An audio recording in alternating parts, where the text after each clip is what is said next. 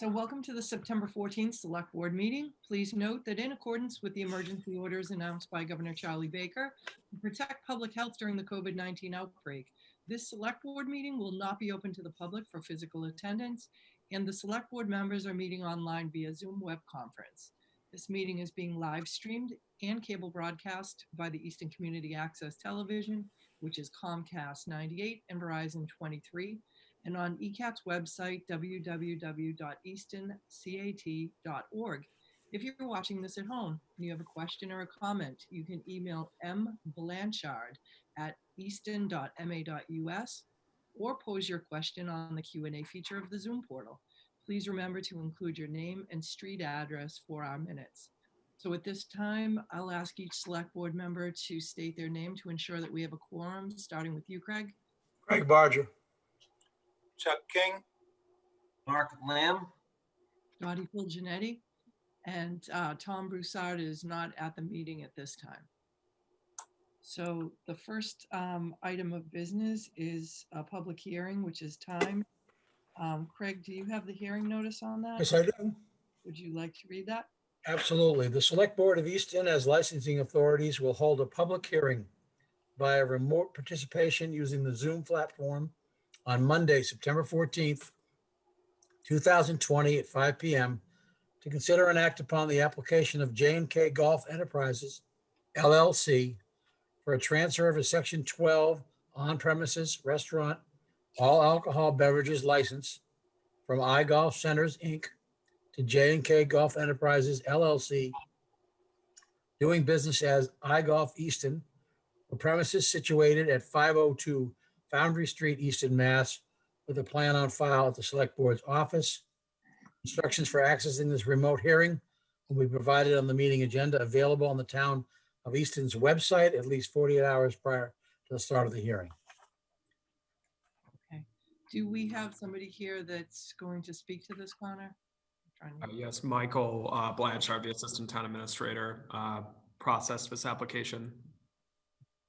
Hi, Dottie. The applicant, Carrie Harler, I've met with her and talked to her over the phone. She was to be in attendance tonight. I currently do not see her on the attendee list. But just by way of background, Ms. Harler is intending to take over the iGolf establishment. The operation would remain essentially exactly as is. She is aware of the COVID restrictions. Currently, iGolf, they do offer some limited food, but it's all pre-packaged. It is mostly a bar. And under the current guidelines, they would not be able to open as is. The current guidelines require for people to serve alcohol, they must make food on site, essentially from scratch, a kitchen type environment. They don't meet that requirement.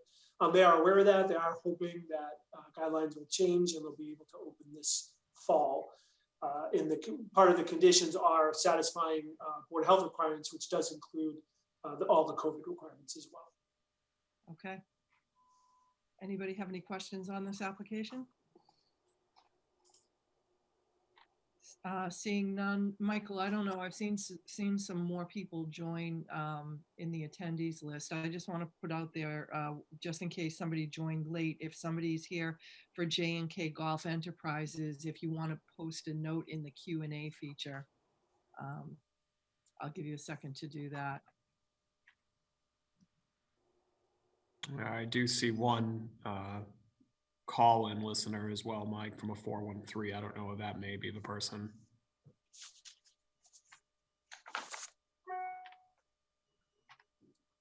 I don't have a way to tell. That number isn't on file as one of the numbers that they provided, so I'm not sure. Okay. All right. If somebody would like to, so two things that we need to consider in this is a new business certificate must be filed with the town clerk's office prior to opening, and the applicant must satisfy pre-opening inspection requirements and obtain a new food service permit with the Board of Health prior to opening. With that said, if somebody would like to make a motion to transfer the Section 12 on-premises restaurant all alcoholic beverages license and common victualers license from iGolf Centers Incorporated to J&K Golf Enterprises LLC doing business as iGolf Easton. We'll take a motion for that. So moved, Craig Barger. second, King, So that's Barger, King. All in favor, roll call vote, Craig? Barger, yes? King, yes. Lamb, yes. Fulginiti, yes. That's unanimous. Excellent. Thank you very much. The second item is, hold on 1 second. The town clerk election update.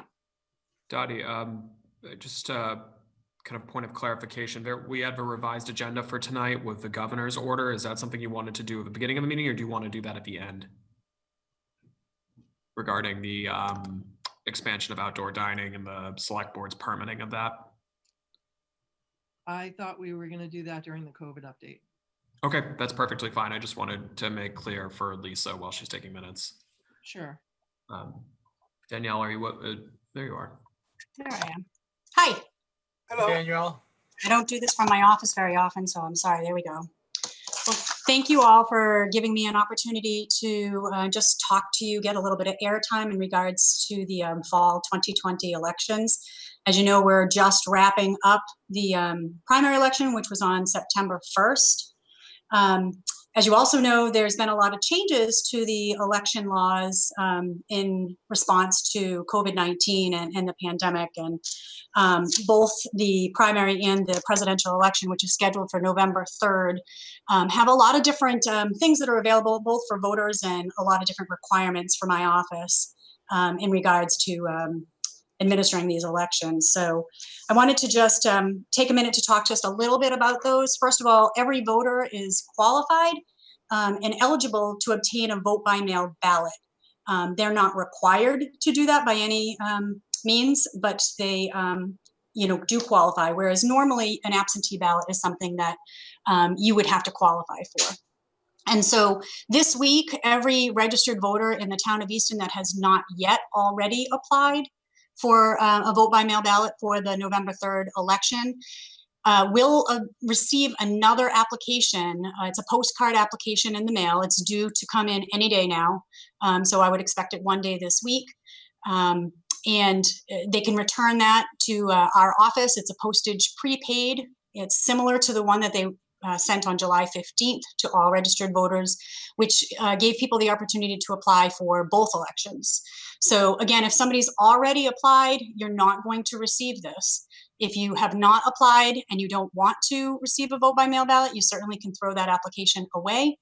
If you are interested or you think you may be interested, we recommend that you send that back and that you send it back as soon as possible. The key to everybody's success, our office's success and a voter's success, is understanding what are the things that they have for options. We've put together a voter guide. There are 3 different ways that a voter can participate in voting. One of them I just described as the vote by mail. A little side note on that, we don't receive, based on the legislation, we're not required, the Secretary's office is not required to get us those ballots until October 9th. That's the deadline that the Secretary's office needs to provide that to us. We've had a lot of calls in the last week asking where their ballot is. We have not yet received those ballots. They're still being proofed by the Secretary's office after the results from the primary election. And I would anticipate that our first mailing for those vote by mail ballots would be around October 12th. I can't guarantee it. Again, depends on when we actually get our ballots. I can say that currently we have almost 6,000 applications, and the first mailing will go out with all 6,000 ballots. So that's going to take us, I would say, at least 10 days from the time we get those ballots to actually produce those packets and mail those out. So that's a little bit of information in regards to the vote by mail. You can also vote in person early, and you can do that here at the town offices. There's 2 weeks, 14 days straight, including Saturdays and Sundays, that we'll be offering hours starting on Saturday, October 17th. A little note on that, with maintaining social distancing and all the things associated with the pandemic, only 5 voters will be allowed in the building at all times during early voting. And so we do have a greeter who will be here at the door. The greeter will be asking every single voter before entering some simple questions in regards to exposure and making sure that they are, not experiencing any symptoms. And if they are, providing them with other alternative ways to actually vote in this election. And finally, you can vote on election day. And we do have 13 hours of voting on election day on November 3rd. That will be held at Oliver Ames High School from 7 a.m. until 8 p.m. As it was for the primary. If you hadn't already been there for one of the 2 elections that we've done since COVID, it's important to point out that we've made quite a few changes to the way that we run the election. The setup and the entrance is completely different. We ask every voter to enter in through the main gym auditorium entrance. And then from there, they're going to be directed into one of the gyms. There are 2 gyms, a new gym and an old gym. And we are using both of those gyms, again, in order to create social distancing. We do have plexiglass, and every time that you have a point of contact with an election worker, there'll be plexiglass between you and the worker. And we do have sanitation of the booths throughout the day. So I think that some feedback that we received from the voters in the past 2 elections is that they're very, very excited and happy with the changes that we have made, and they feel very safe coming to vote on election day. Also, when you come to a vote on election day, similar to what I had mentioned for voting early in person, there will be greeters there. And I want to do a little shout out to the CERT team through the fire department. They have been working really hard to provide support to us during elections. And they will be outside also screening all voters before allowing them access into the gyms for voting and providing alternatives should they be experiencing any of the symptoms.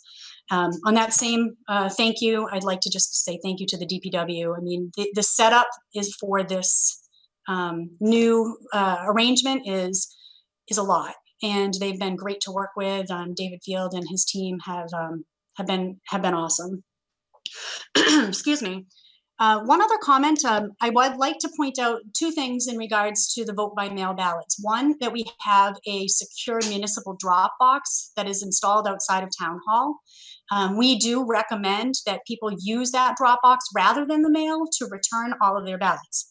Now, if you get your ballot in the first batch and you want to use the mail, we're not telling you you can't use the mail. But please note that even the post office recommends that there's anywhere from a 3-day to an 11-day period of time that any mail can take to get back to us. So if you're at all within that window, save yourself some aggravation and just drop it off in that municipal box. That box is cemented to the ground. There are cameras outside, and we check it on a regular basis several times. Excuse me, several times a day. And the other thing is the tracking your ballot. There is a mechanism that you can go online and you can track your ballot. If you go to the town clerk's webpage under election information, you'll see the link there for tracking your ballot. We're again receiving a lot of phone calls and a lot of emails asking us, did I apply for both elections? You can see the status of that. Just by doing the track your ballot. You can see the status of your application, you can see the status of when we've mailed you the ballot, and you can also see when we've actually recorded that we've received your ballot back. And so it's not that we don't want to answer our phones or that we don't want to answer our email, but as I noted, we have 6,000 and potential 11,000 more ballots that people could request in order for us to actually focus our time on administering this election. We do ask that voters take the time to really read this guide, go to the website, and take a look at the 3 different options. Pick which one's best for you. Really educate yourself on how you want to approach this election, and then to do it early. We ask that people return their ballots early too. You may have seen in the news, there's been other communities that needed to get court orders to spend more time on counting their ballots post-election day. That's a fear that all of us have, every town has, if everybody waits till the end to return their ballots, that we're going to need more time than the 13 hours that we have on election day. So that's me speed talking through elections. I do want to also shout out to all the election workers who've said yes and who are continuing to work for us. And also, I've had a huge outpouring of new election workers or people applying to be election workers, some from the town of Easton, from some surrounding communities. It actually has been a little overwhelming to keep up with the numbers that I'm getting. I feel very comfortable that I have what I need moving forward. But if there is somebody who's really compelled, you can find that application on our minutes on demand and certainly can send that in to us. And we'll put it in the pile for consideration. We had quite a few people who volunteered for the state primary to help with advanced processing, and we really couldn't have done it without their support. So that's it in a nutshell. I'm happy to answer any questions if anybody has any. I do. Great. Danielle's Chuck, and this is just an example for others too, but it certainly applies to me. If me and my wife applied for voting by mail in the previous election and it went seamlessly, do we have to apply, did you say, or is another one sent out to us in this election? So you do have to apply. We're not the legislation did not make us an all vote by mail where people automatically receive ballots. You do have to apply. If you can't remember if you applied, because that original postcard that was sent out did have an option to select just the state primary, just the November election, or all elections for this year. Majority of people selected all elections for this year. But if you're not sure if you did, the best way is to go to the Track My Ballot, put in your information, and you'll see your, if we've already received your application, you'll see it as pending for the November 3rd election. And if you did not, if you're not sure and you did not apply, this week you should be getting an application in the mail. Thank you. And there was a little bit of a lag time in that too. So the vendor was sent this file on September 1st. So if somebody did register to vote after September 1st, or somebody applied after September 1st, you may still get that application or not. But every registered voter in the town between now and the deadline, when they register, they will receive an application from my office with the acknowledgement of their voter registration. Danielle, if I could, just to be clear, in Chuck's case, if somebody checked off their application and said they want ballots for both, they don't need to submit another application to you. They'll get the presidential ballot, but that'll be in October. Absolutely, that is correct. And if they just checked, I only want the ballot for September, then they could either go online and check that, or they should be getting another application mailed to them by the state of Massachusetts this week. That's correct. And we are encouraging all of our voters to wait a moment and instead of going to our website and finding the paper application, wait this week. The last round to the secretary's office was about 4 days later than that, but it was still within that first week that they were targeting. I think somebody else was asking a question. No, it's me again. You say online, you mean go online to town of Easton. If you go to the town of Easton, you can then go to the Track Your Ballot. I can certainly read you the URL, but it's long. No. So if you go to the town clerk's website, or if you find on every single page of the 3 different voting options, the very first thing on every page of my website is this voter guide. If anybody does have any questions that they are not sure about, or they can't find that particular page, if you email votebymail@easton.ma.us, you're going to receive an automatic reply, and it's also going to have inside of that the link to this guide that I'm talking about and the link to the Track Your Ballot. Danielle, there's also a redirect. If you just type trackmyballotma.com, that will send you straight to the Secretary of the Commonwealth's website as well. Did you say trackmyballot.com? Trackmyballotma.com will go straight to the Commonwealth's website. You'll be able to plug in your information and it will tell you the status of your ballot request. Thank you. Any other questions? Well, I think we all have expressed to you that we just think you did an amazing job on this past election. And like you, we want to thank everyone that made that possible, from DPW to election workers and to the public for becoming informed, to be showing up in an orderly fashion, for the CERT team for being there to make sure everyone was safe. It surely is a true team effort, and we really appreciate that. I'm sorry. Thank you very much. I really appreciate your kind words today and previously. One other thing that I just wanted to mention too was the post office. The Easton Post Office has been a great partner in this.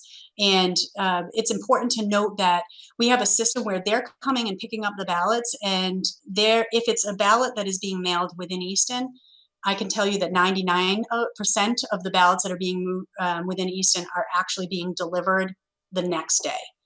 Now, that leaves, for those of you who are having them mailed outside of Easton, it's outside of Easton Post Office and our office's control. They must go to Brockton, to the distribution center, and go through their normal course of action. And that, again, can take up to 11 days.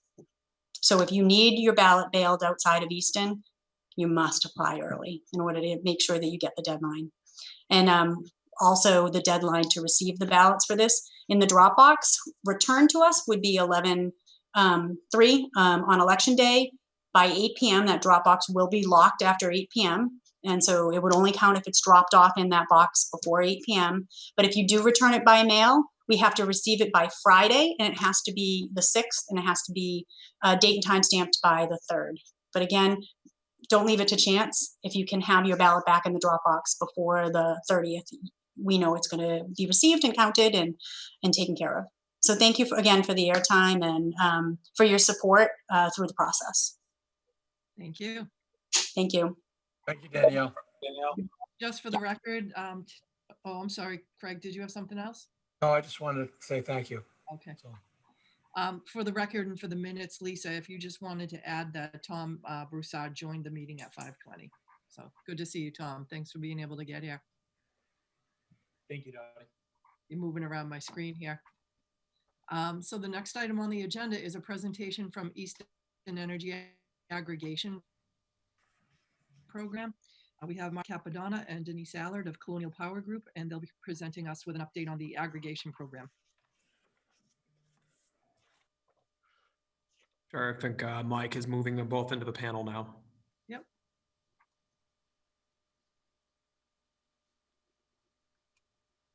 Good evening, Mark Capadonna, Colonial Power. Hi, Mark. Hi, Denise. Hi, Dottie. Hello. Are you hearing all the echoing, the other board members? Yes. yes. Try it again. Mark, do you want to speak? Do you want to test? Yep. Mark Capadonna, Colonial Power. Okay. Denise, can you just test yours? I think it might be Denise that was having the challenge there.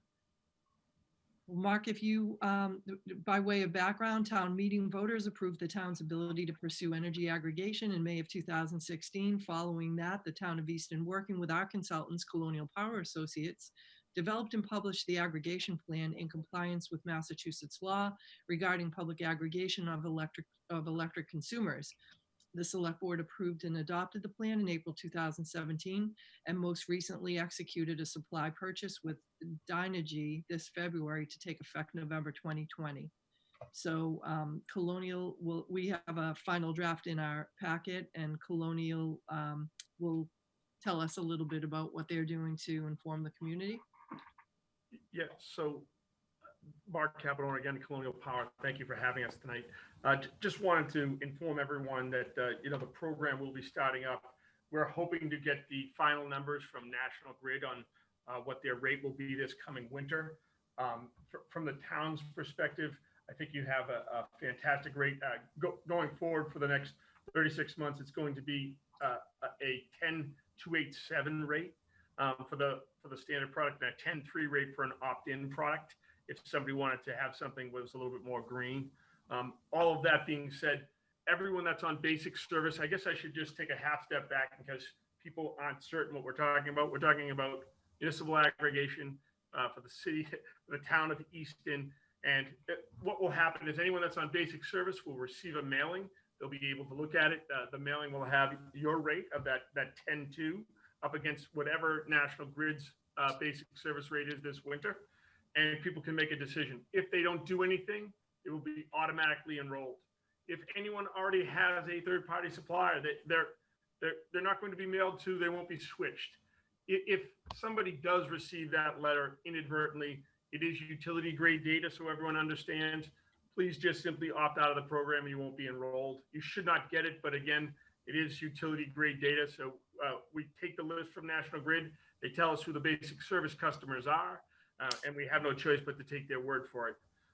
All of that being said, it doesn't require any action on behalf of the end user. They'll be enrolled in the program. They can stay in the program as long as they want, or they could opt out at any time. It doesn't require the end user to do anything. If at some point down the road, just because they decide, oh, I'm going to give this a shot, that doesn't mean they have to stay in the program. They can come and go as they want. There's never a fee and there's never a penalty to do so. This is a choice that lots of other communities have had, that the citizens and residents of Easton haven't had, and a choice that the select board's bringing them this year. So again, they don't have to participate. It's completely up to them whether they choose to or not. Other than that, I don't think we've decided, Connor, I don't want to put you on the spot. I don't think we've decided on meeting dates yet. If we have, I'm not sure I have them on my calendar. I could just take a look. Have you decided on what days you wanted to have some, some Zoom calls or what have you? I believe Mike Blanchard and Denise had worked those out, but for the board's benefit, what Mark is referring to is that as part of the public information campaign that comes with this energy aggregation plan, in addition to sending this detailed mailer in your packet to every single basic service customer, we're also going to have PSA components of this. We're going to provide ECAT with some scrolling text for folks who are not online. We will have it on our website. We will have it on our social media. And additionally, in addition to talking about the imminence of this program tonight, Colonial Power is going to host 2 workshops, basically, on Zoom, where people who, after they receive the mailer, may have questions, can come and ask questions directly to Colonial about the way that the program works, whether or not it works for them, what opting in and out looks like. So there will be 2 dates, I think, Mark, the end of September and early October. So it should be after the mailing is sent, but before the 30-day period for enrollment, so that it gives people a couple of options. If they want to come in and speak to the experts about it, that they can. And the town will publish those dates online and get that information to the local press and ECAT as well. And we've given we just haven't got confirmation, Connor. We have given a couple of dates, September 30th and October 5th, so you're spot on. We just haven't got confirmation back yet, but we'll certainly, and again, anyone can always call Colonial Power Group if they needed to. That number is 866-485-5858 and extension 1, and that will get them any information. They can opt in and opt out that way. They could also go on colonialpowergroup.com and opt in and opt out that way as well. So, lots of ways. No one's trying to keep anyone in this program. Everyone's, using this as a, what will truly almost 100% certain the basic service rate right now is 9.8. The last couple of winters, we've seen some rather large spikes. 13.9, 13.7, and 12.6. I expect it to be around 12.5 or so. So it'll be like 2.5 cent savings or 2 cent savings in that range this coming winter. Right, and Mark, to be clear, as part of the mailer, the informational mailer, there's a included as a postage-free opt-out card for everyone, right? So if somebody gets this in the mail, it's the first time they learn about it, they say, oh, I don't like this, I don't want to do it. There's a postage-paid opt-out postcard in it too. So if they don't want to do it online or they don't want to call someone, they can just return the postage paid mail we're giving them, right? Mr. Reed, that's exactly correct. They simply sign their name, put it right back in the envelope and throw it in the mail, and it comes back to us and they'll be opted out before the program ever starts, so they can do that at any point in the future as well using that same envelope. Okay. I know you're waiting to get the rates in the next week or so for the winter rates, but do you know what the rates are now? I feel like they were in the 12-cent range. Well, last winter was 13.9, and the rates right now for National Grid is 9.898. But again, the spikes have been dramatic the last few winters. There's nothing in the market that says it won't. They did have a good buy when you bought last March, but they only bought 50% of their needs. So I expect it to come down from the 13.9, but 12 12.5 is still a pretty high rate. Right. Okay, great. Any questions from anyone on the board? No questions. Well, thank you so much for being here tonight. We appreciate it, and we look forward to bringing this opportunity to the residents in our town. It's not often that we can bring something to the actual taxpayers to be able to try to help them save money. So I think this is, I'm very excited about this aggregation program. Thank you so much for having us tonight. Have a good night. All right, you too. Take care. Thank you, Mark. Thank you. Next is a one-day liquor license for Rosemary Fresh, Our Table Dinner Party at Ames Hall on the Veranda. Is anyone here for that? No? No, they could not make it. Okay, so the applicant Meredith Bonnie applied for a one-day beer and wine liquor license for an Our Table Dinner Party event to be held Saturday, September 19th, 2020 at the Ames Memorial Hall on the Loggia and the surrounding area at 3 Barrows Street from 6 p.m. to 11 p.m. An Easton police detail is not required for this event. Any comments or questions? If somebody would like to make a motion to issue the one-day beer and wine liquor license? So moved, Barger. Second, Broussard. Roger Broussard, and a roll call vote, starting with you, Craig. Barger, yes. Broussard, yes. King, yes. Lamb, yes. Fulginiti, yes. Thank you. Next is an acceptance of a gift, a donation to the Easton Fire Department. Sure. Craig, sorry, Connor, you want to take that? Yeah, sure. In your packet, there is some correspondence from the fire chief to Mrs. Karen Tucker for a gift that had been donated to the fire department, a $500 donation to the fire department that the fire chief, Kevin Partridge, is requesting the board vote to accept and deposit into the fire department gift account.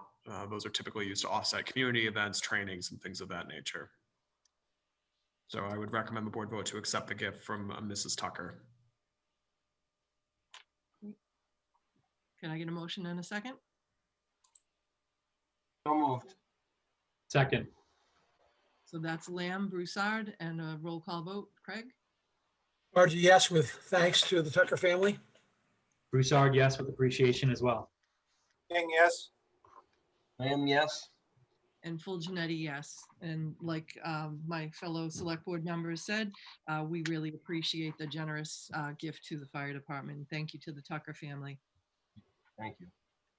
Next, a contract amendment tie and bond for water main construction engineering services for Pond Street, Prospect Street, and Washington Street. Sure, thank you. So as part of the Department of Public Works capital plan for this year, there are a variety of water main projects that are going to be underway on Pond, Prospect, and Washington. We have an existing engineering contract with Tighe and Bond related to the detailed design of that work. This is an amendment being brought forward by the DPW director to incorporate into that engineering contract construction phase services for the actual construction, bidding and construction phase of this job.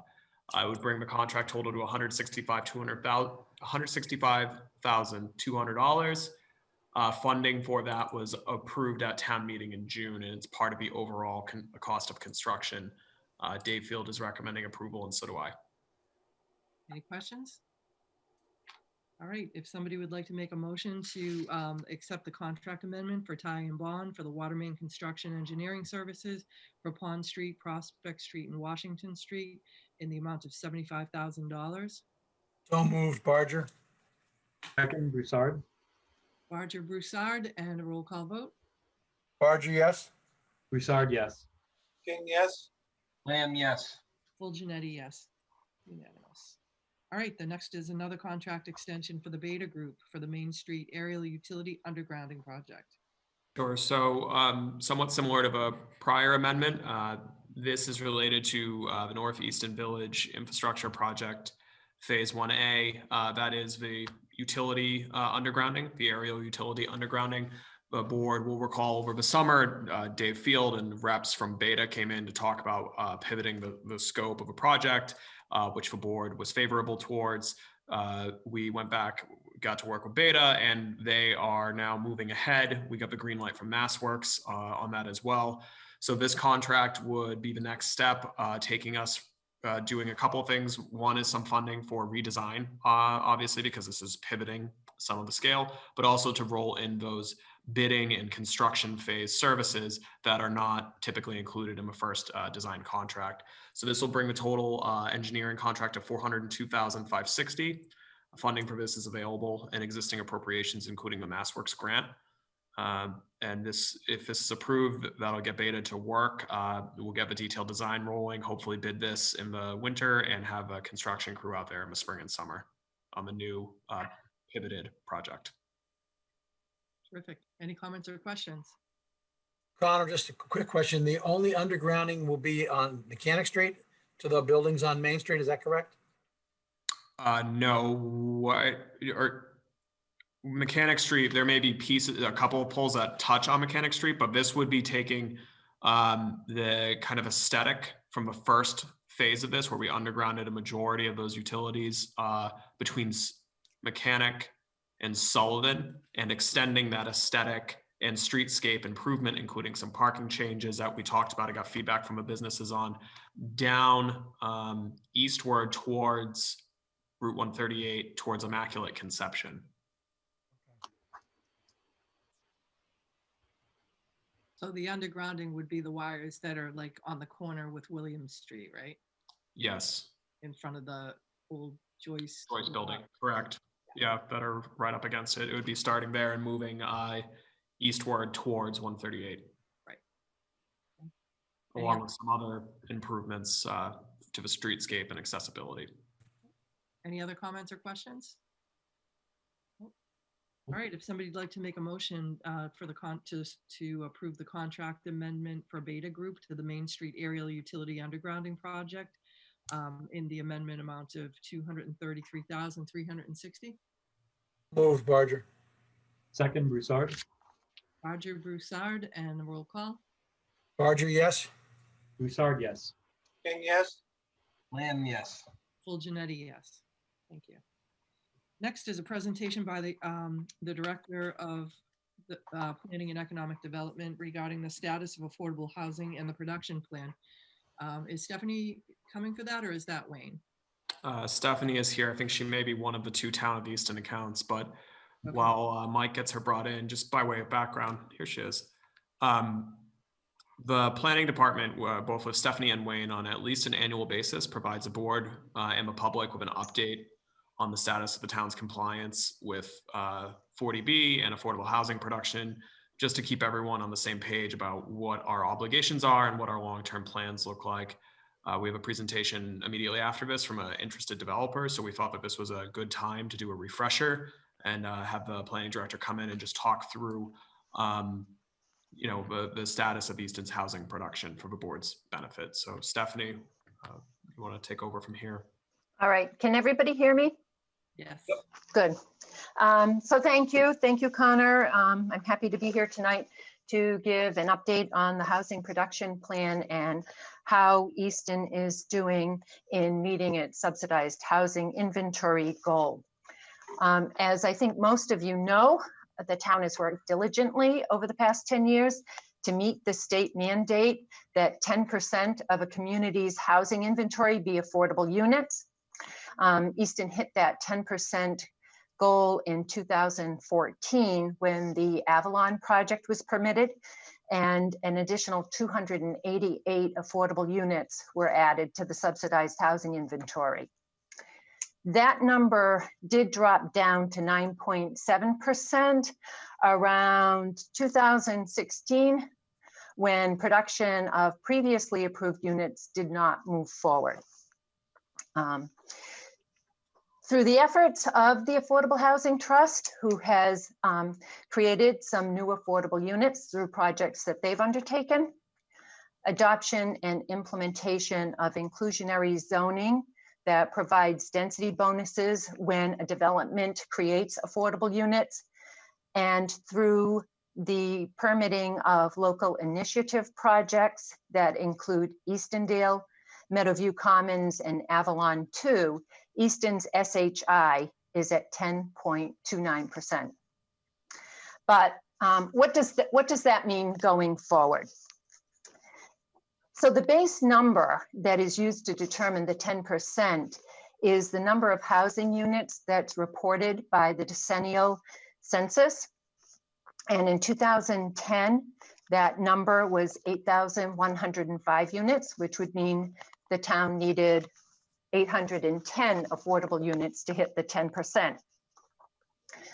We are anticipating that the 2020 census, based on and projected or reported building permits that have been issued, that number that will be reported is going to be around 9,142.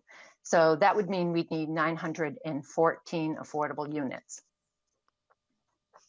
On the surface, that looks like it's a simple 80 units that we'd need to maintain that 10%. We do expect around 132 of the units that are currently listed on the SHI to drop off. Part of that is due to the potential conversion of rental units to market rate condos, in particular Shovel Works. They haven't started to do that, but that is within their plan, and they may do that in the near future. Older units that were only deed restricted for 30 years will age off the list. Currently, 30-year restrictions are no longer allowed. In order for a unit to be eligible for the subsidized housing inventory, they have to be deed restricted in perpetuity as an affordable unit. But we do have some older units, some group housing and some 40B units that are going to drop off. With those units dropping off, the town needs 212 units to stay at 10%. And presently we have a number of projects in the works that have been permitted. Some of those are underway, and I'm going to share my screen so I can provide you with a chart. You folks all have this in your packet, so this is primarily for the benefit of the public. Wrong thing. Wait a minute. Sorry, thought I had that under control. Here we go. All right, can you see the chart? Is that what's showing for you folks? Yeah. Okay. So you can see we have a number of projects that have been permitted, and a lot of those are in process of being constructed. If all those units are constructed, then we will have 20 units more than we anticipate needing after the 2020 census report. If any of those units, if more than 20 of those planned units are not constructed, then the town would be below the 10% and would need to create new units to meet the 10% market. So again, we have the current number of units at 834.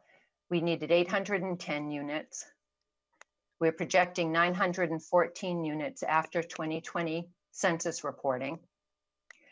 That would leave us with 212 units post 2020.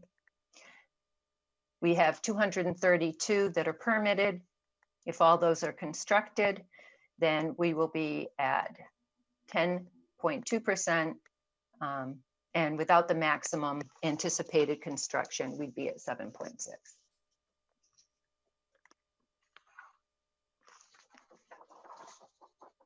Anyone have any questions on that so far? This doesn't take into account any of the new the Blackledge residential. Is that correct? What was the question? I'm probably getting ahead of ourselves. So the maximum anticipated units currently permitted or planning phase, it looks like it looks like in 2020, we will meet the 10% with 10.22%, right? If all those units are constructed that have currently been permitted. Have been permitted. Or no, I think it's That- permitted or are planned, right? So some of them, Right. like if you look at 661 Washington Street, when we say permitted, we don't necessarily mean they have building permits or foundations in and are advancing. That has site plan approval, but that's Right. Sorry, I should have been clearer about that. Okay. But yes, Mark, that's a fair read. That if every one of those Yeah. is constructed, yes, we would be over 10%. Yep. And regarding the number of units expected to drop off, what is the timing of the shovel works? I've known that's existed, but has there been some change in posture? Or is there a catalytic event that triggers our concern that those will drop off in the immediate future? No, and I did say in the near future they could. We've talked with Beacon Management a couple of times over the last few years. And right now, because the rental market is so strong, they don't anticipate, the last time I spoke with Beacon, they weren't anticipating converting those in the near future, but that potential always exists. They have that option. Right. So as part of their project terms, they could not do that for a certain period of time. They're now able by right to do so whenever they choose. But no, we haven't been put on notice in any way. But it could happen at some point during this decade. So this is meant to be like a decade-long look ahead, not a 2021. You have an immediate shortfall or anything like that. Are they required to let us know when they're going to do that in advance, or can they just flip a switch and be like, oh, by the way, we're doing this starting next month? I don't have the loan agreement in front of me, but as you recall from relating to the Cape House, it's Byzantine and horrifying how complex it is. So No, I'm sure there are. I understand. Yeah, I'm sure there's some kind of notification term in there. I don't know it off the top of my head. Okay. But from a business relationship standpoint, I would not expect Beacon to tell us, hey, tomorrow we're selling them all. You're on your own.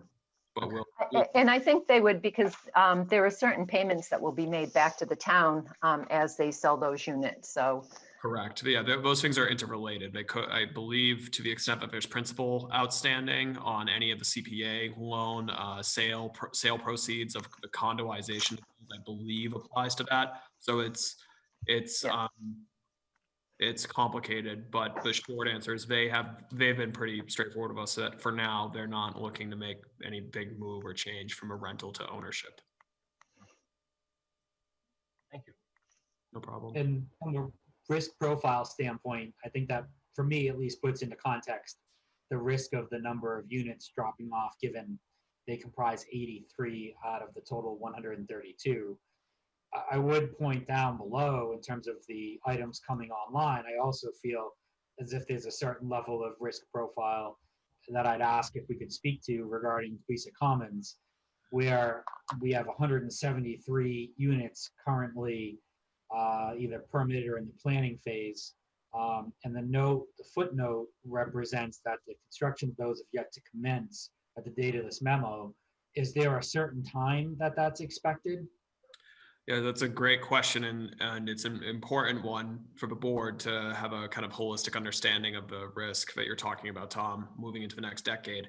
So the short answer is yes, there are dates, but the more complicated answer is that they are contingent upon economic circumstances, is I think the language in the development agreement.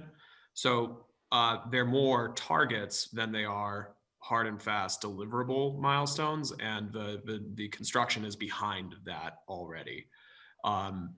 So the spirit of that development agreement is that additional buildings will be put online and constructed as the project is built out and revenues become available. And so that the developer has worked with the planning board to kind of subdivide out, for lack of a better term, or carve out smaller pieces of buildings that maybe Stephanie can speak to. But there is, it's obviously our hope, and we work very close with the developer to keep that project moving, but it's not a guarantee that those get built, or perhaps they do, perhaps it's a couple of years, but it's important, and Stephanie, correct me if I'm wrong, when we look at this, you look at the 232 units that are in the pipeline, so to speak. Mhm.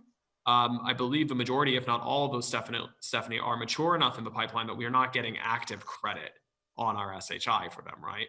So, or at least with Queesit Commons, those, it's not as if when the decennial number comes out and it increases, that the Department of Housing and Community Development is going to look at the Queesit development and say, we're going to give you credit on 173 of those because they're advancing.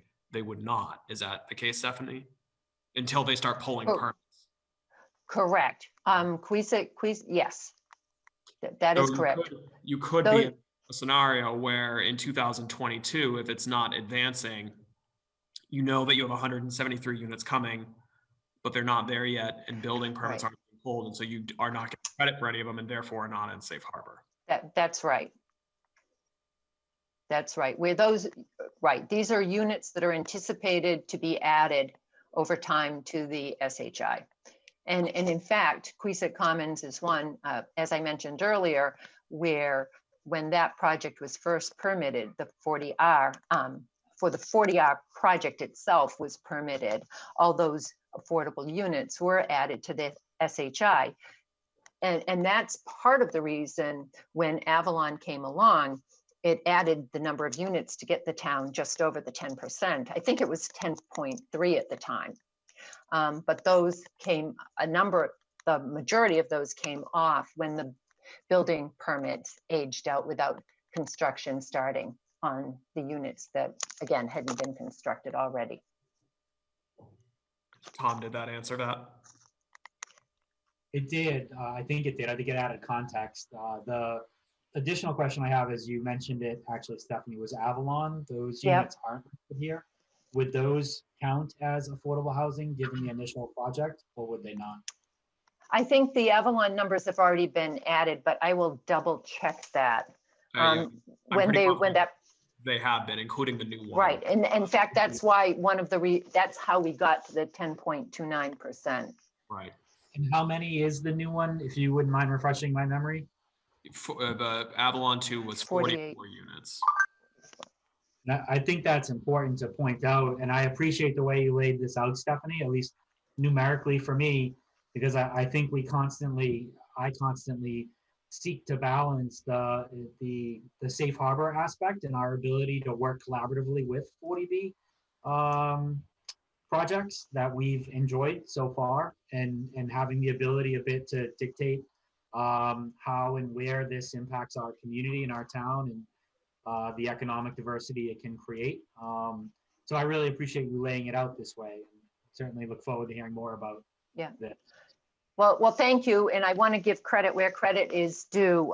Wayne Beitler maintains and manages our SHI list and keeps track of all of this. And this was a joint effort with probably 80% of the effort, if not more, put in by Wayne. And I just get to take the credit by presenting it to you tonight. Credit to Wayne, then. Any other comments or questions? I'd just like to say that looking at this, what my first impression is that we had a master plan that the community came to and talked about what kind of housing we want in our community. And, at the time I was in that working group, and it was before I was on the select board, I think, we were talking about the need for different kinds of housing in the community. There was a lot of big single family homes, but there wasn't a lot of rental. There wasn't a lot of duplexes. There wasn't a lot of accessory units that were what they call like a grandparent suite or an in-law. And we didn't really have anything going on with the Affordable Housing Trust. So we needed infill, which is, onesie twosie here and there. When you're trying to meet a big 10% number, you look at it and you're like, one unit of affordable housing isn't really going to be what gets us there. But when you have a 1 or 2 or 5 units every couple of years that come through the Affordable Housing Trust, that is the backfill. This shows me that we are following that strategic plan that the community directed way back then, looking forward. Not every community does that strategically. So I see a mix of, for sale, single owner homes, rental homes, just single units here and there. And that is exactly what the goal was, is to get that mix. I also want to mention, for people that aren't experts on 40B, that when you have a 40B for sale home complex, if it's a 40B and they're for sale as single family homes, only the actual affordable units count towards the SHI. So if you have 100 homes and 25 of them are affordable, 25 units goes to the SHI.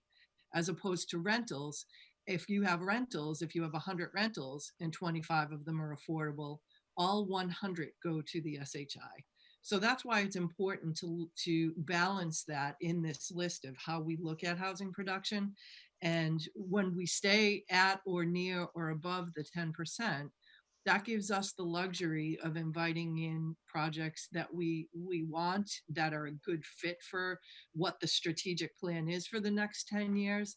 And it really puts us in a great position. And I think we've done a tremendous job with what we have already, with the Shovel Works, with Queesit, with Avalon. The people that live there are thrilled to be living there. They're contributing to the town. It's everything that it's supposed to be. So I really, that's what, that's a long detailed explanation of what I see when I look at the numbers. But I really want to make sure that people understand this isn't just, we're not just winging it. This ties back to a community plan that we spent a lot of time on.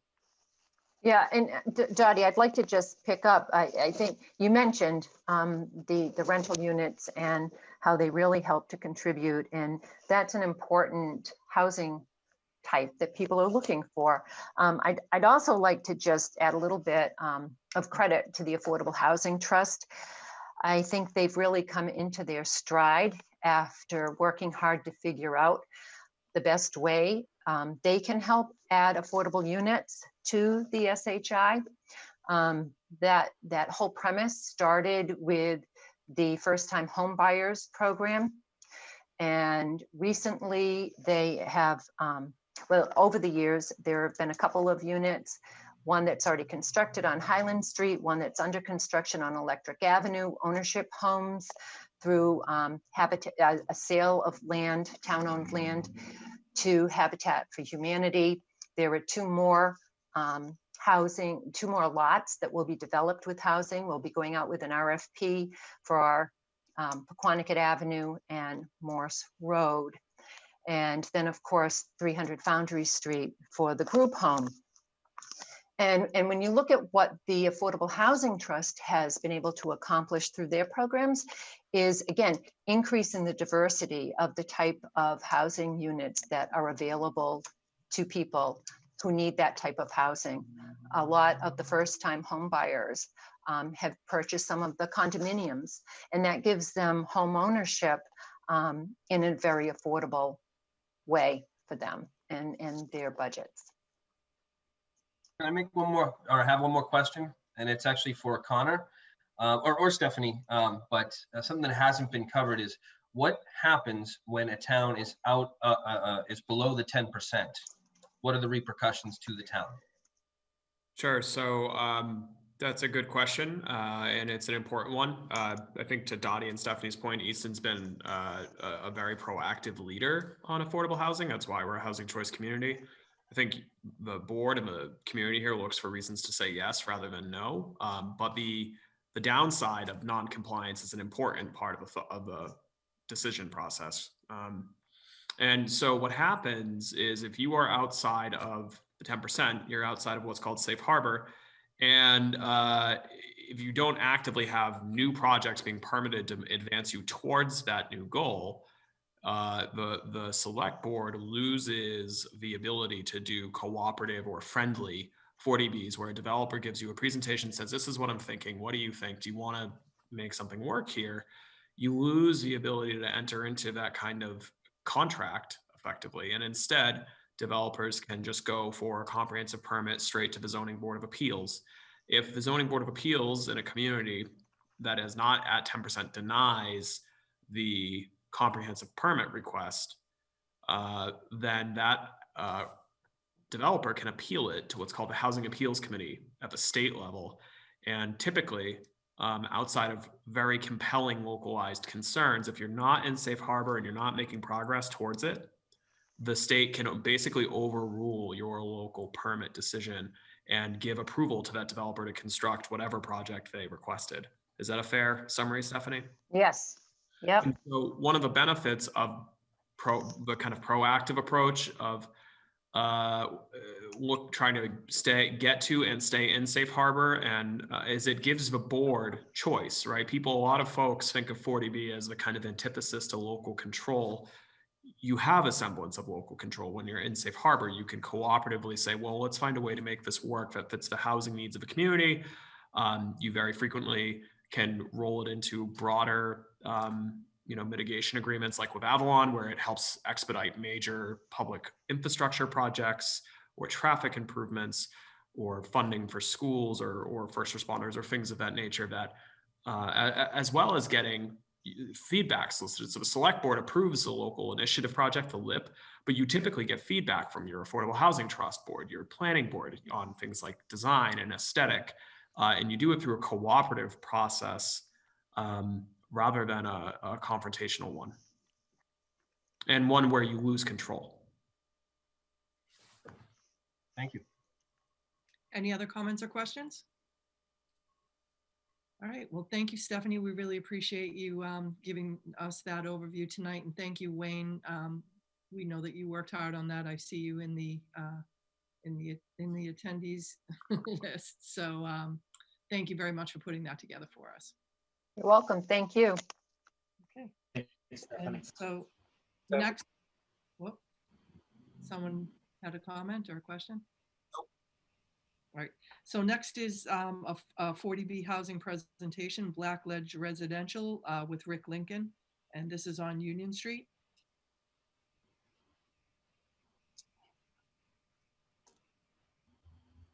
So we have that little delay while we invite them into the speaker section.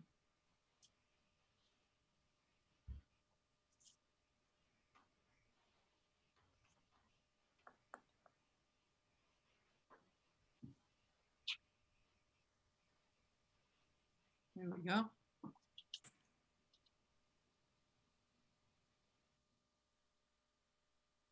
I think Walter is here with me. I'm Rick Lincoln. Hi, Rick. Walter, are you going to show up on the image? Are we waiting for that, or are you on the phone? Here he is. There you are. Can you hear me now? We can hear you now. Yeah, I was fading in and out. I apologize. I think I appear to be in now. Great. Good evening, everybody. Good evening, Walter. Welcome. Good evening, Rick. Being here tonight. Hi. Hey, Walter. Connor, do you want to introduce this, or? Sure. Just briefly. So the board is familiar with Rick Lincoln and Conoco. Rick has a variety of projects in Easton in various stages of permitting and development. Akin to the kind of more cooperative dialogue that we were just talking about in a legal and policy perspective. This is kind of the real thing. Rick reached out and asked if he could have an audience with the board to give a conceptual presentation of a possible 40B on Union Street in Easton, and get some preliminary feedback and gauge the board's interest as part of his own due diligence for the project. And so Dottie and I agreed to put him on the agenda, and he's here tonight with his counsel, Walter Marioni, if he's needed. And I think Rick just plans to give an overview. Rick, I don't know if you have screen share sorted out over there, or if you'd like me to throw some renderings up. You let me know. But... If you don't mind, that would be great. Okay, well, you tell me when, and you could take it from here. Well, let me just start. Well, you can put the, it's the Traverse Landscape Architect Plan. Do you have that pictorial there? I believe I do. Let me.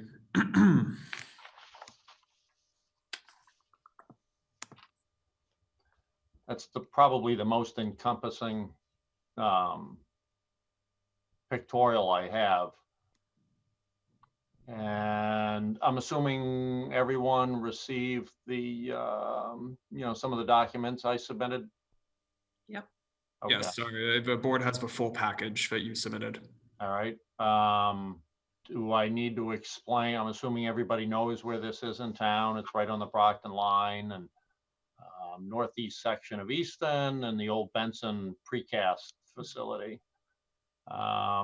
This parcel was brought to me in late 2019, and I drove by it a couple of times and, just trying to kick the tires a little bit, and actually was not interested originally, but the more I poked around and the more due diligence I did, the project grew on me.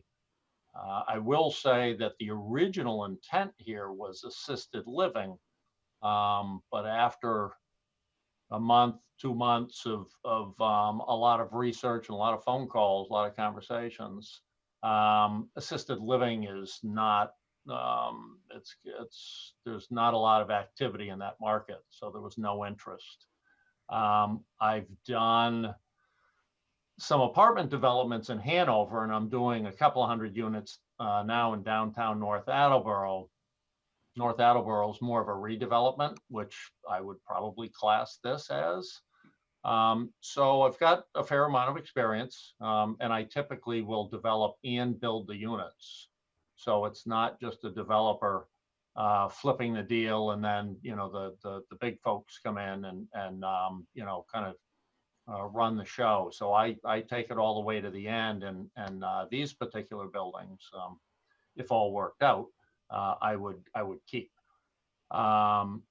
So working with a team that I've worked with often in the past, especially the architect and the landscape architect, we worked hard to try and figure out how to site the buildings.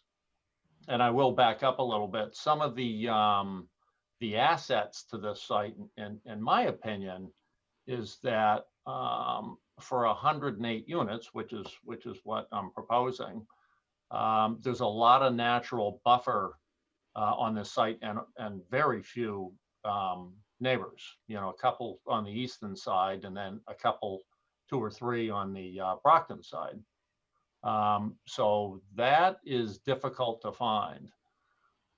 Some of the other assets, the geometry of the site, it's a nice, fairly rectangular site, and it's high and dry, which is, as opposed to my foundry site in Easton, is really hard to find. So groundwater is way down, sandy soil. It's conducive to a development like this. So the task for the architects, both landscape and traditional architect, was to get something that did not stick out like a sore thumb, which you see often these days with a lot of the that industrial architectural design. So this is colonial architecture.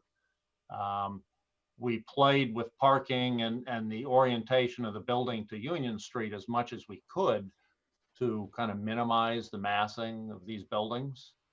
As mentioned before, this would be permitted through mass housing, their 40B program. And I've done several 40Bs, both for sale and for rent. So I've got a good relationship with mass housing, and if the town would support this, I don't see any issue on the mass housing side. There's a lot of demand for rental projects. And in my project narrative, I think I described this as modestly upscale. The projects that I'm doing now and I've done in the recent maybe 6, 7 years, 5 years, all kind of fit that profile, where they're fairly significant, a gym, function areas, dog park, and the floor plans are all laid out, with washer and dryer units and so forth, and pretty good size units, where we end up attracting, we can charge rents probably in the 2,000 plus range for 2 bedrooms and 3 bedrooms, and probably 1,800 or so for the 1 bedrooms. And the demographic, Hanover is probably the closest comparison for me. was an interesting mix of certainly young folks, but there was an awful lot of downsizers. So it's, to me, that's a great demographic for a town. You know, they will shop the local shops, and you know, on these projects, it's typically traffic. You know, kids are the hot spots for towns. You know, and the traffic on this one, you know, we, at least conceptually, I've talked to McMahon Engineering. We might have to move the old Benson property up front, but we intend to keep it and rehab it and turn it into an amenities building. And then the children, you know, in my 76 unit buildings, you know, we ended up with maybe 8 or 9 school age children for 74 units. So I would expect it wouldn't be a whole lot different here, maybe 12 or 14 school age children. They don't tend to attract a ton of kids because they're apartments. So let's see. I think we're not sure whether we're going to do a pre-treatment system on site or sewer, you know, via Brockton. A little bit early, you know, for that decision, but we've made some initial forays to Brockton, and then I've also spoken to some consultants I've used in the past to gear up for permitting a pre-treatment system. So we can go either direction on this one. So I probably want to open it up fairly soon to, you know, questions from you folks. I didn't want to get too deep into the weeds tonight. Just try and present the, you know, from 1,000 feet. I will say I forgot about the parking ratio on this one is probably more than I've done in the past. Comes into like, you know, 1.7 cars per unit. And North Attleboro is probably 1.3 per unit. And the last couple I did in Hanover were like 1.4, 1.5. So 1.75 is pretty healthy. And by the time we're done with this, we may end up losing some impervious to try and minimize it a little bit and go for some more green space, you know, for the residents. The last project in North Attleboro, we did add an awful lot of solar on the rooftop and created some, you know, EV electric vehicle charging stations and things like that. Not a lot, but maybe 6 or 8 spaces, you know, maybe more on this one because it's becoming more popular. But with new construction, it's easy to, you know, if we think ahead and think a little progressively, it makes sense because people want it. So I will say both buildings are identical. They're both 54 unit buildings, 3 stories. We thought about a flat roof, which I've done a couple of times. But the problem with flat roofs is it looks like a flat roof. You know, it doesn't, there's nothing colonial about a flat roof. So, you know, we give up a little height, but it certainly looks a lot better, you know, if it's done right. So these have pitched roofs. And I know one of your, I don't know, can you put up the, share the screen on the colored elevations? Yeah, right there. So now this is really rough. I mean, the architect just threw out colors because they were hustling to get this to everybody to look at. He's got some funny looking brick there. I mean, I was planning on doing stone and so, but this is the elevation is fairly close, but I think the finishes will change. And everything I've done in the past, and it seems to have been well received, are decks, you know, outside decks on every unit, especially these days with COVID, but, you know, that has changed some of the floor plans and some of the community areas. Hopefully that'll be over soon, but you know, I think everybody's thinking a little bit differently about community spaces and the way some of these buildings lay out. I think that's all I've got for now. unless Walter can think of anything, but I'd like to open it up to, I'm sure everybody has questions. Just the bedroom mix, Rick, if you want to run through that, the 1s, 2s, and 3s. So mass housing, it's probably been a year and a half, but fairly recently requires 10% 3 bedrooms because developers, including myself, only put up 1 bedrooms and 2 bedrooms. But this one has, I think, 12 3 bedrooms and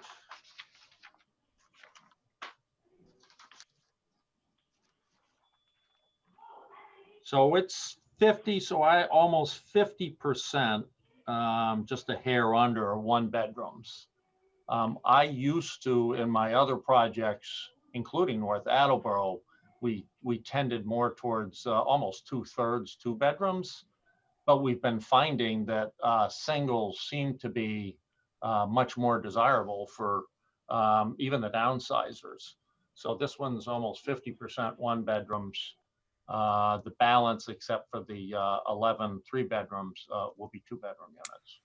So That's interesting because I'm hearing that a number of the downsizers are looking for 3 bedrooms because they want that bonus room for an office or for visitors. It's hard to go from a bigger house down to a 1 or 2 bedroom. So that's good information.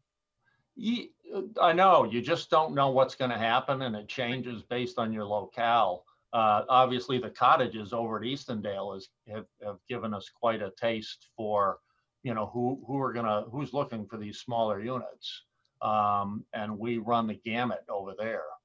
But it is for the downsizers, especially the ones that are more well-heeled. Everybody's got too much stuff, so it's always a big discussion, generally between husband and wife, but not always. Sometimes we have a lot of singles there. They have to purge. Right. And there's also a lot of people working from home now that are looking for that extra space too. So I'm sure the people that have that enjoy it. So I'm going to go around. I'm going to start with Craig and just give everyone an opportunity to ask their questions. And then, you know, I'm not going to stop at if, you know, that you can't go back to Craig again, but I just, so that everybody, it just makes it easier than everyone kind of trying to jump in. So Craig, do you want to start? Sure. Hi, Rick. How you doing? Good, thank you. I initially, when I heard about the project, I was a little bit skeptical because of being on Union Street. And I didn't realize, and thank you very much for providing the 1,000-foot view. I didn't realize it was an old cement factory, if you will, which gave me pause at that point because I didn't realize what it was. I meant to drive by it, but I haven't had a chance to. So thank you for the photographs. That was very helpful. Couple of questions. I'm a little concerned about the number of projects you've got going at the same time, and wondering, you know, what your time frame would be, and whether you're capable of really doing the Foundry Street site and the Pine Street site and this one going forward. That's a good question. So I have 2 senior foremen that have been with me a long time. You know, one tends to, and they've both been on apartment projects and they've both been on for sale projects. One of them is obviously on Eastondale over there, the cottages, but we expect to be done with that in the spring. We only have maybe 7 houses left that we haven't actually poured a foundation or frame. My other foreman is on the North Attleboro, the big one. There are 3 6-story buildings down there that also have commercial. And we expect to be done with that one maybe in December, probably January. So my foundry project over there, and that's not permitted, so I shouldn't I shouldn't leap too far forward. But if the foundry goes forward like we hope, my plan is to put both of them on the foundry to really kickstart it. And I'd like to do a lot of houses reasonably quickly. And then if I can move forward on this one, you know, it takes you quite a while to permit and then site work. So one would kind of probably go back and forth a little bit until we got something like this under frame. So that's the plan. Based on what the question that, or the statement that Dottie made about 2-bedroom versus 3-bedroom, is there some flexibility there if you find that, that the people who are looking to move to Easton into a rental unit are looking more for 3 bedrooms than they are for 1 or 2 bedrooms? Is that flexibility, or is that pretty much in stone?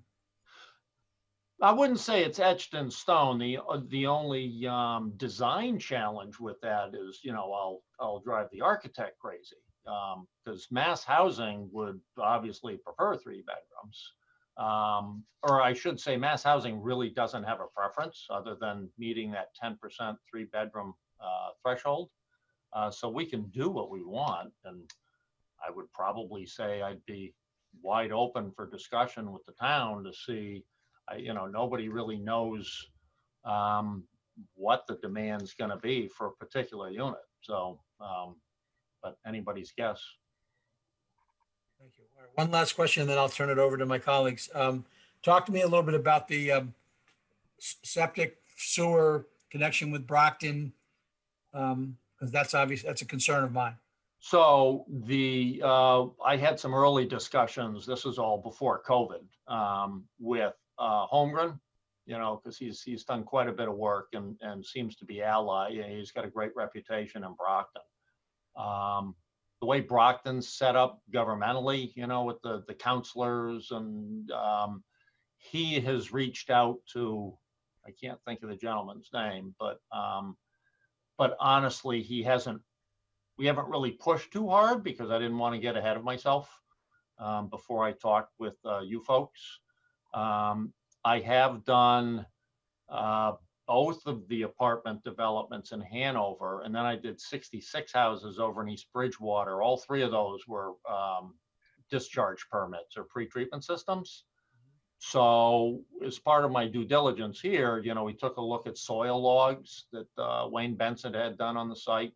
We know where groundwater is. We know what the geology is like. So I don't think I'd have much of an issue putting a pre-treatment system in for this development.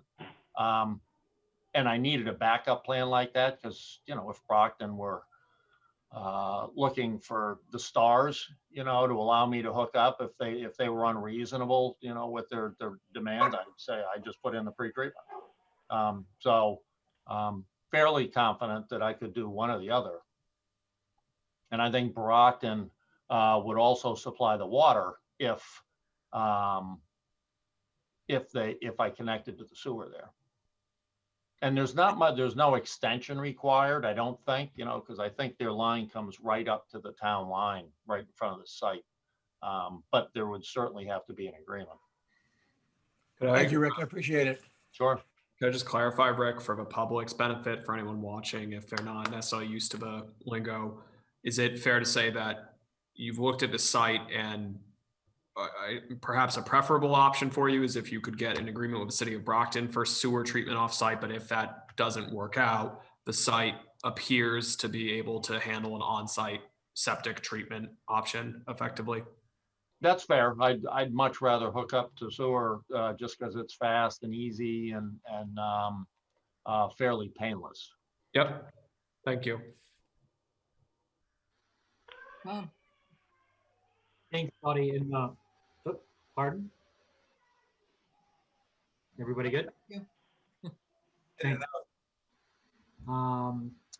First of all, I appreciate that we had the conversation earlier about the status of our safe harbor account, because I think it adds context and it gives me a sense of appreciation to what Dottie said about the thoughtfulness of our planning and the ability for us to have these conversations. Mr. Lincoln, I appreciate you approaching us and us being able to have this dialogue about how this project could fit in with our town. And Walter, I appreciate your thoughts and insights as well. For me, it's maintaining that sense of delicate balance between the safe harbor for affordable housing, being open, I think, to the diversity that this type of housing can create, both with the age difference that I think you mentioned. I think it gives a lot of different people of great diversity opportunities to come in and afford to live in Easton. And I think diversity is a strength. without question. I do think about some of the environmental impacts. I appreciate Select Board Member Barker's question about the sewer. I think for me, I would also ask that question: how does this project overlay regarding if it wasn't sewer with our pumping stations and our the environmental impact that it could have down the road, so to speak. So I too would lean towards a sewer connection with Brockton from that perspective. I certainly would lean towards the community impact, recognizing that this would be 108 units when the traffic that it entails for the community members that are around there. I'm certainly sensitive to that. And the economic impact. I think it's important that we continue to demonstrate new growth. As a community, it was a powerful statement, and correct me if I'm wrong, fellow Select Board members, but I believe it was beneficial to be able to go to market for our recent large school project that we received state funding, and to demonstrate that we were holding our own regarding and/or growing regarding our educational needs in town.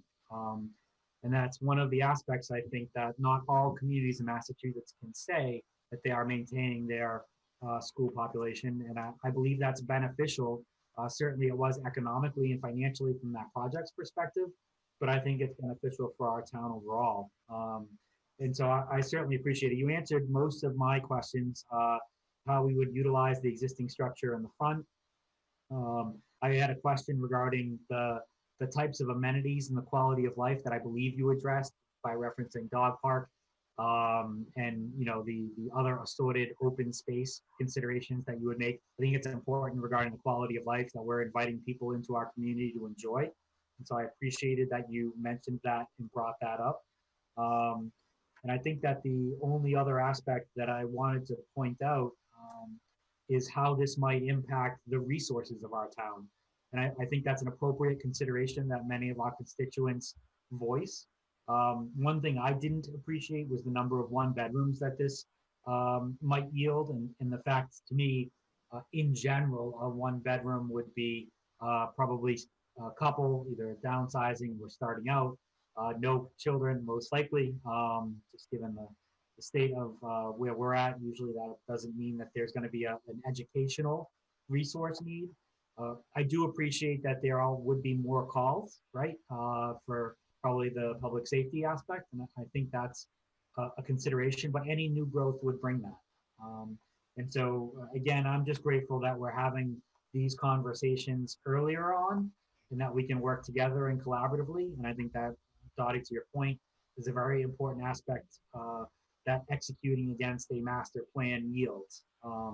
And so, Mr. Lincoln, Mr. Marioni, I appreciate your time tonight in bringing this to us. I think with the appropriate considerations and the thoughtfulness that we've at least articulated at the beginning tonight, that this could certainly be a project that could be beneficial to the town of Easton. Great, thank you, Tom. Chuck?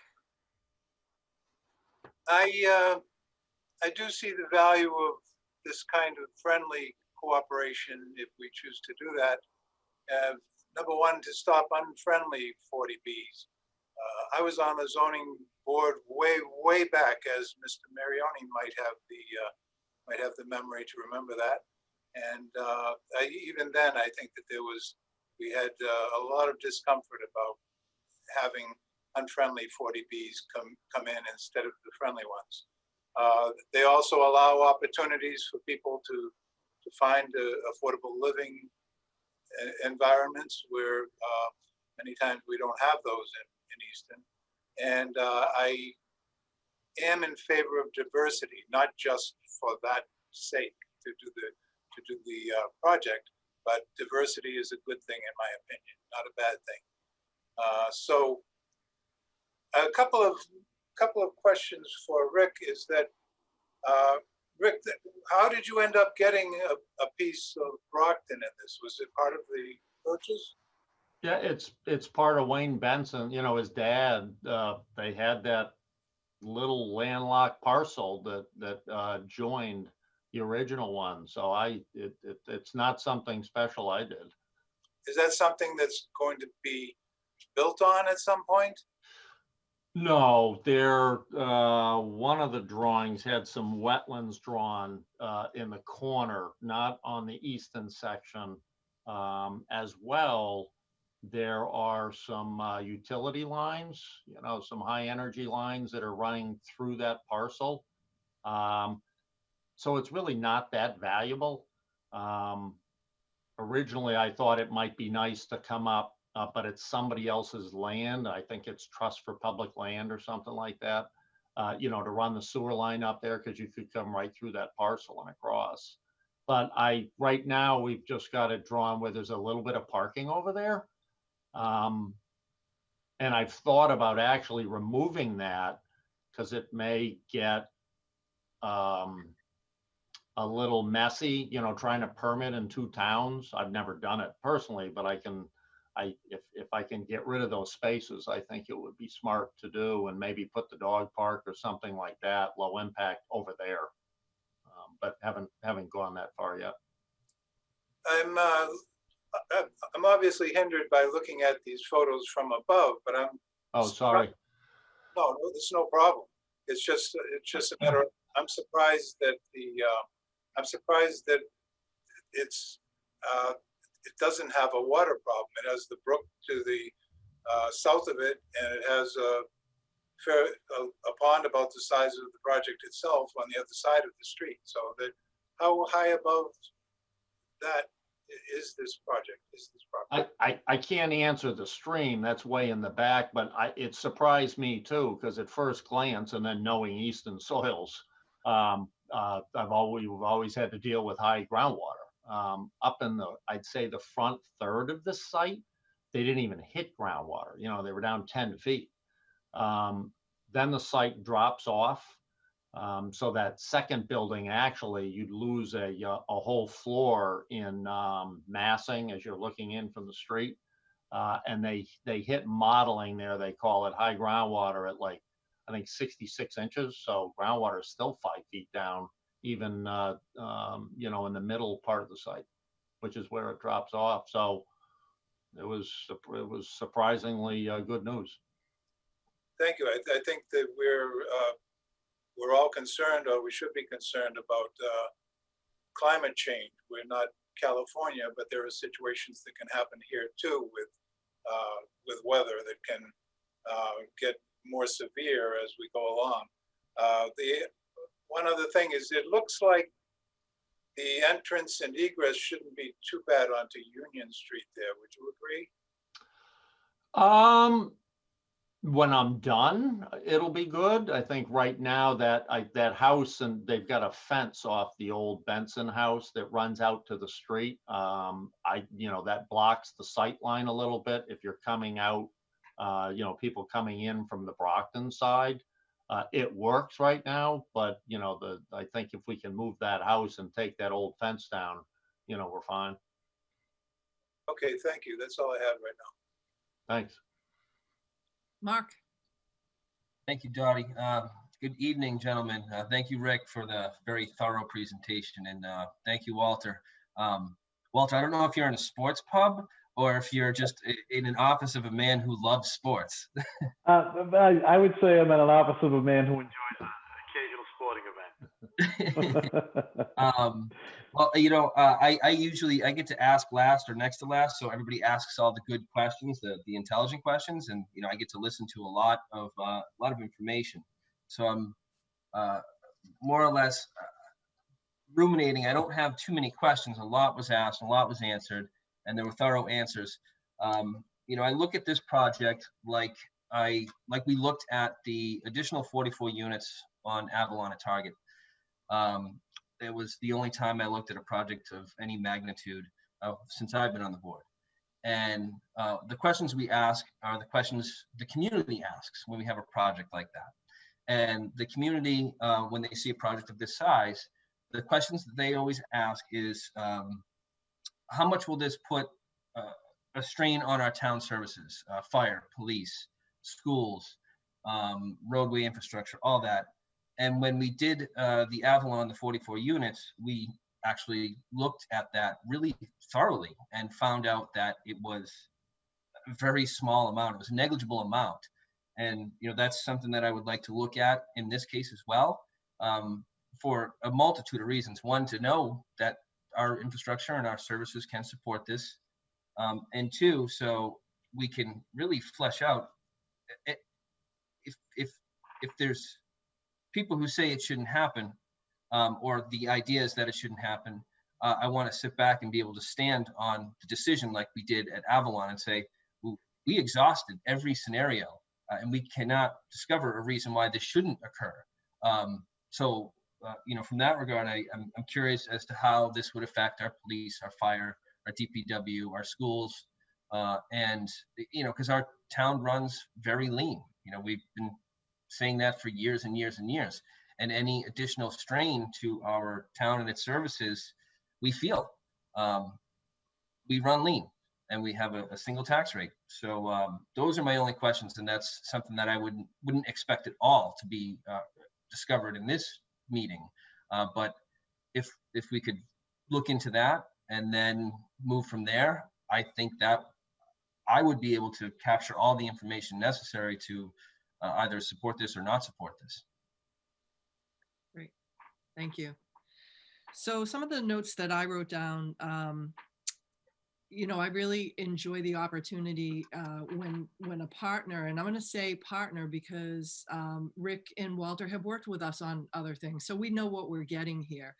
We know that it's a level of professionalism, and we know that it will be a good business relationship as we've enjoyed with some of the other work in our town. And that makes an incredibly big difference. I think that the new growth that we've experienced over the past several years, where we do, like to your comments, Mark, we do have a very tight budget. And the only way that we can get revenue for the town is to raise taxes the 2.5%, but also that new growth adds another layer onto that as well. And that's helpful to us. We always would do a fiscal impact study, which is also something that you just mentioned, Mark, where we look at what is the cost benefit analysis on this, and is that the right amount of units? How is that going to impact the town? Looking at things for excise. People are going to shop in our town. They're going to spend their money here. They're going to go out to dinner here, meals tax. And then we compare that to what the impact is on our services. And I think that that's a due diligence that's very important for us to do. I think that to have a developer come to us during COVID, when a lot of development is really shutting down or very uncertain, shows the strength of your organization to still be interested in moving forward during this time. And that's good for us because that impacts our future economic development. And housing and economic development are very closely connected. We want to keep that going. And I think it's a great area, but I really think that it fits right into our plan. It fits into our master plan. And after looking at the numbers, I think it would be a good fit. For people at home, I would just want to say one of the hardest things about looking at development opportunities is to visualize, what does this really look like? Some might hear 3 stories and think that's a skyscraper because, what does that really translate to? I would say that the amount of units, 108, there's 112 units at Shovelworks. This site acreage is 7.1 acres. It's 8 acres at Shovelworks. So that's kind of the size if you're just like imagining what that looks like. And then the design of the buildings with the 3 stories looks kind of like the 266 Washington Street, which is across from Langwater Farm. So I think that that's something that we feel fits into our community and is a reasonable expectation. If you came in and said we want to do 6 stories, that would probably be concerning to me. So I feel like everything I've seen tonight is something that we can certainly look towards more information for that. And I'm really pleased with what I've seen so far. So we are not looking for a vote on this tonight. we're just, this is to see if there's any hard nose on this at this point. What we want to try to do when we have a developer or anyone coming to town with any kind of a business is to find out if there's any major obstacles or questions or anything that's a real deal breaker at this point. We don't want our partner to have to go out and spend more money on the next phases of this, you know, with traffic information or things like that, if it looks like it's a no-go at this point. So I would say just, you know, I'd like to just go around for a consensus and see, is everybody willing to ask Mr. Lincoln to take the next steps with some fiscal impact and whatever is recommended by our planning department and start those conversations. So I'm going to go backwards now and ask you, Mark, first. What are your thoughts on that? Yes, it's absolutely responsible. It's a prudent thing to do. I couldn't imagine not doing it. If I were to say no, then I would have made up my mind without all of the information, and I would criticize myself. So absolutely, yes, please, please. All right, Tom? Yeah, I agree as well. Chuck? An attractive prospect, and certainly no reason to not move forward, so I agree. Okay, and Craig? I agree. I would push on the issue of sewer versus septic, though. That's still a I concern. go Craig's sentiment 100% as well. Agreed. Yeah, I think that we have consensus on that. That's definitely something that we prefer. It sounds like it's something that you prefer as well. Anything else that you can think of, Stephanie, at this phase that we should be looking at?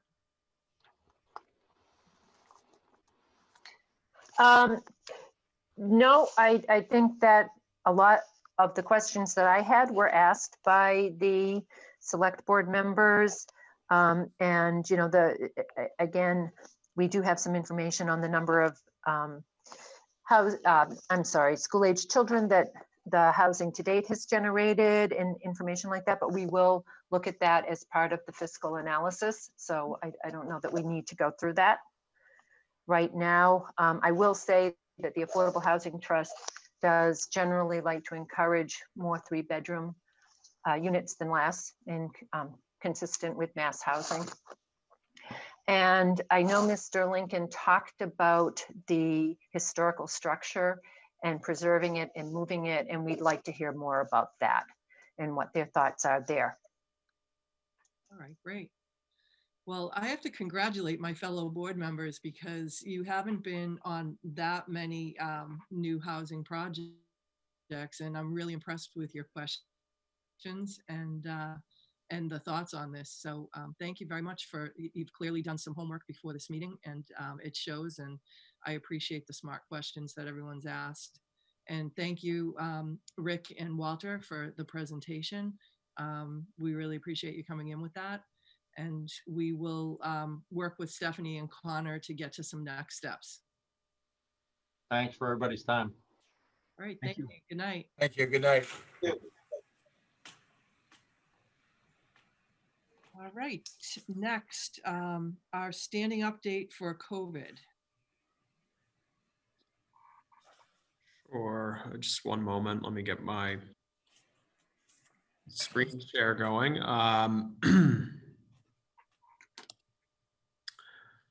Thank you, Dottie. So as is our practice since March, I try to just keep the board and the community in the loop on what we're keeping our eyes on here from an administrative level on COVID in Easton at each of your meetings.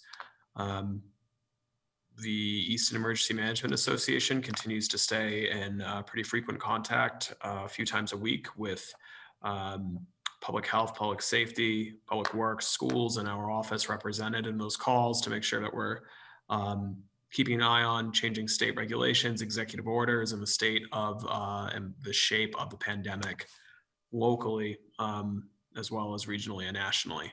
So as of today, the United States is hovering around 6.5 million cumulative cases. We are at 194,000 Americans have lost their lives to this illness. The better news is that the moving 7-day average of new cases has dropped a couple, I think it was in August, it was getting pretty outrageously high, over 60,000 a day. That is starting to come down and trend in a better direction. 35,000-ish a day is still too much, but it's certainly an improvement.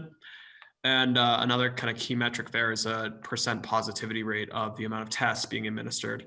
Again, earlier this summer, when we were in the 50s and 60,000 daily confirmations, that percent positive was 7 or 8%, sometimes higher. It's still about 5.8 nationally, which again is still higher than health experts would like to see, but it's moving in a better direction.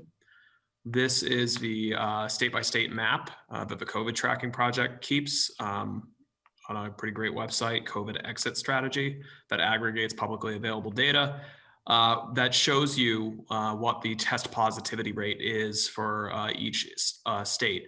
And as has been the case for a while, the Northeast is doing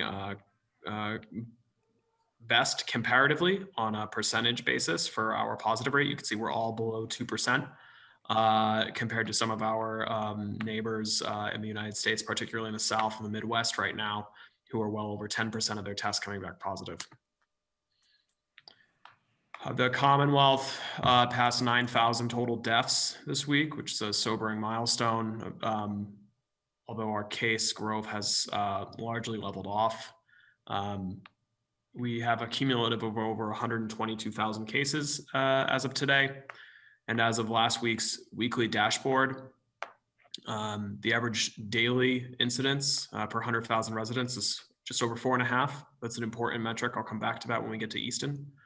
And the percent positive rate for testing in Massachusetts is under 1%, which is really great considering where we've been. Obviously, the percent positive is a factor of not only the amount of people who are ill, but the amount of tests that are available. And if you all remember back to April and May, there were times where Massachusetts was testing over 20% of folks coming back positive, which was a function of not enough testing and a lot of people getting sick very quickly. So the Commonwealth has come a long way. And so the nation is at about 5.8% test positive rate. The state's just under 1%. The governor over the summer issued travel orders to try to limit the spread of COVID. And again, that travel order actually points back to that website I just referenced, the COVID Exit Strategy. And it gives a rolling travel map of states based on that test positive rate. If you travel to that you would need to quarantine from, those states are updated with some level of regularity.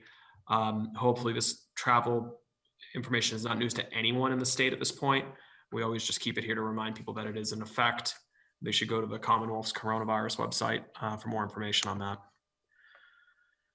In August, the governor announced some new restrictions. He reduced the outdoor gathering limit from 100 to 50 and reminded the public that the indoor gathering limit remains at 25. That's for public and private parties.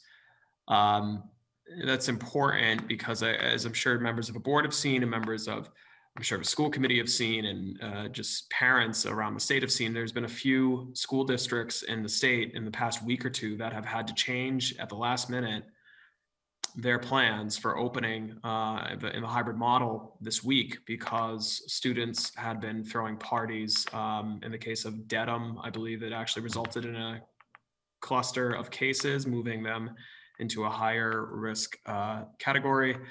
And in Dover Sherborne and Lincoln Sudbury, those schools had to pivot after large scale parties occurred, where there was lots of younger people with no masks and kind of disregarding everything that we've all come to know we need to do to keep this under control. And it's a real shame, frankly, for those communities. It's a shame for the volunteers and staff who've spent hundreds of hours trying to get those plans in place. And it's, of course, a shame for anyone to have to get sick for something like that. So the governor has been keeping a close eye on that. I think it's really important that everyone just keep that in their mind, that although a lot of good work has been done, we need to stay vigilant. We need to keep doing it. It can be undone and it can have really negative impacts.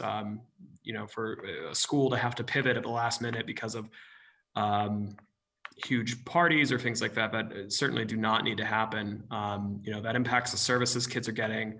That keeps people out of school longer. It's certainly a really serious negative impact on the community. So it's important we all keep all those things in mind.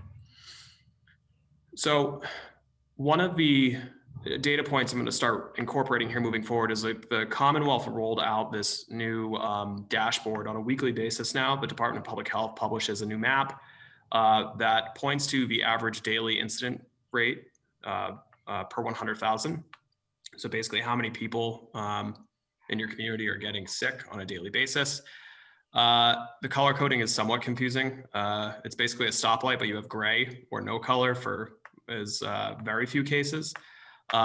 Green is better than yellow, yellow is better than red, red's the worst, obviously. And I'll come back to that color coding in 1 second. So in Easton, as of last week, so we get our case data on that from that weekly database from the state. We had 331 cumulative cases that had gone up from 309 at your last meeting. That last meeting was 3 weeks ago, not 2. So that's a little bit of that growth. Our caseload has continued to grow. We haven't seen any major increase, but it continues to grow pretty reliably. In the graph here, I only realized upon looking at it, it does look like you're seeing an uptick there, but that's actually a data error on my part, that the scale there when we started keeping track, we were keeping track on cases on a day-to-day basis, and we now use the weekly basis that the state does. So as you move to the right on that x-axis, it looks like it's increasing the speed of growth, but really we contracted and shrank the duration of time. Tom's nodding, so at least I know at least one person is following. So I will equalize that in the future so we get a more true visual representation there. Yeah, it's not my best graph. So this is, I think, more straightforward. We pull straight from the state DPH weekly dashboard, and they keep track of a couple of statistics. The amount of new cases you've had in the past 2 weeks, what the average daily incidence is per 100,000. So that's basically your new cases in the past 2 weeks divided by 100,000. What your change is there, whether you're going up or down, and also your test positive rate. So since the DPH began publishing that weekly dashboard, Easton's bi-weekly case growth, so every 2 weeks, we've gone from between 7 and 20 new cases of coronavirus on a moving 2-week basis. Most recently, so the report from last Wednesday is the most recent data, so there's a bit of a lag here. But that most recent report had us at 13 new cases in the previous 2 weeks. So you have that green arrow pointing to that. There's no, we've had a couple of folks submit questions to us asking, is there something driving case growth? Are there any clusters? You hear about certain towns out on the Cape where there's a spike in cases due to a specific restaurant or something of that nature.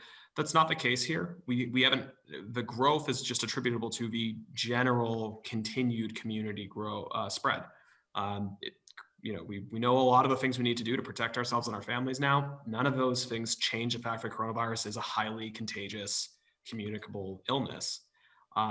As summer has gone on, some folks have gotten a little bit more lax. I'm not saying anything about Easton in particular, but I did just note some of the news coverage of other communities where there's been some private parties that are getting pretty large, younger people not wearing masks.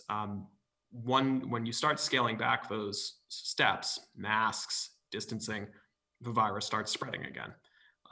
That's basically just how it works. And so we don't have any kind of things driving any kind of clusters or anything like that.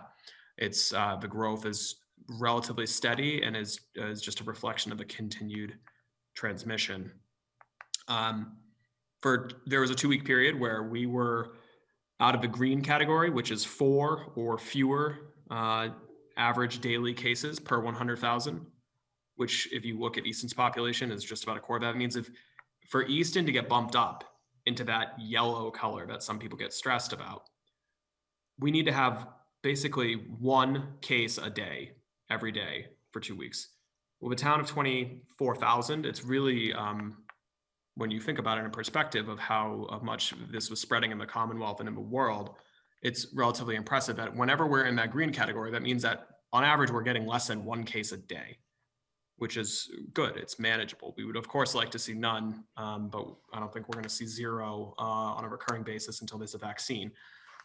But this serves as kind of a good chance to remind everyone that although the community's done a really good job. It's really, really important, particularly as we start heading into school, that everyone continue to be vigilant and do the right thing and not get overconfident with the fact that there are some things that somewhat resemble normal coming back.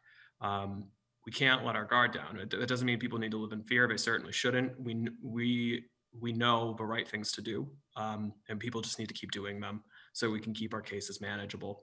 So I pointed out earlier what the average daily incidence rate in the Commonwealth is. It's over 4, and what the test positive rate is in Massachusetts, it's just under 1%. Easton's doing better than both. We're at 3.9 for our average daily incidence per 100,000. And our most recent test positive rate is actually really, really, really low. It's 0.3%, which is great. That means that for every 300 tests that are being administered the past 2 weeks, only one of them is coming back positive. So that's good news. Some of that is attributable to the fact that Stonehill has a very robust ongoing testing operation for their students that adds a lot of tests to the pool. But even before that, our test positive rate has been below 1% the entire time that the Commonwealth has been keeping track of this data. So hopefully aggregating this is useful in some manner, but I'll keep this updated as we go through the fall, and we'll just keep adding, each of those weekly reports. Municipal services. So starting this week, folks who can't have their needs met remotely can request appointments for limited services in person from the town hall or from Frothingham Hall. We've been able to be pretty successful in delivering nearly all of our services remotely, and with the things that we can't, getting creative with document handoffs, with masks in the parking lot, using drop boxes and things of that nature. But so we do now have on our website a brief application for folks to fill out if they feel that for one reason or another, they cannot have their needs met remotely. They could submit that to the department.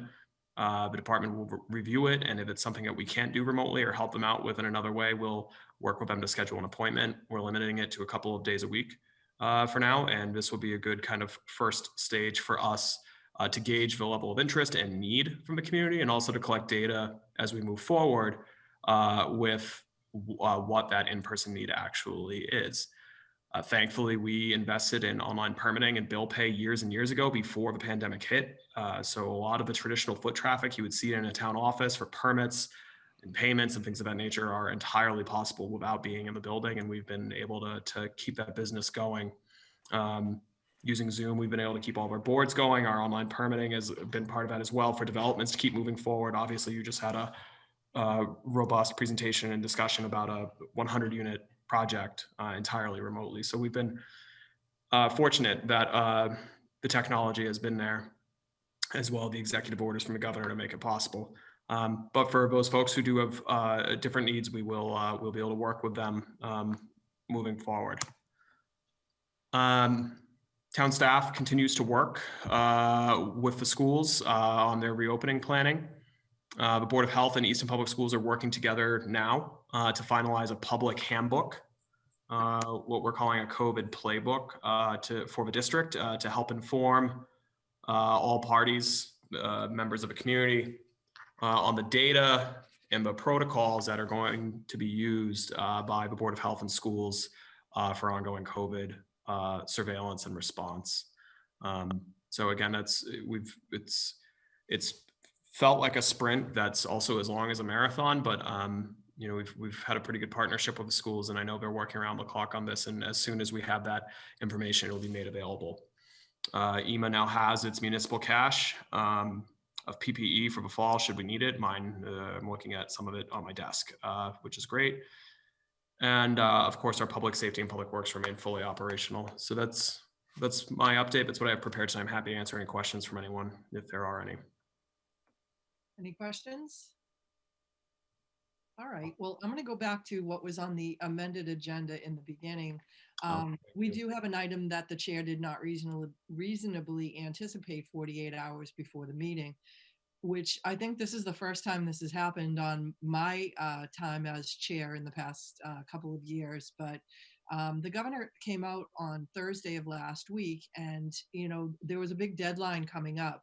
So he had agreed to allow municipalities to streamline the permitting or allow the opening for outdoor dining back in June.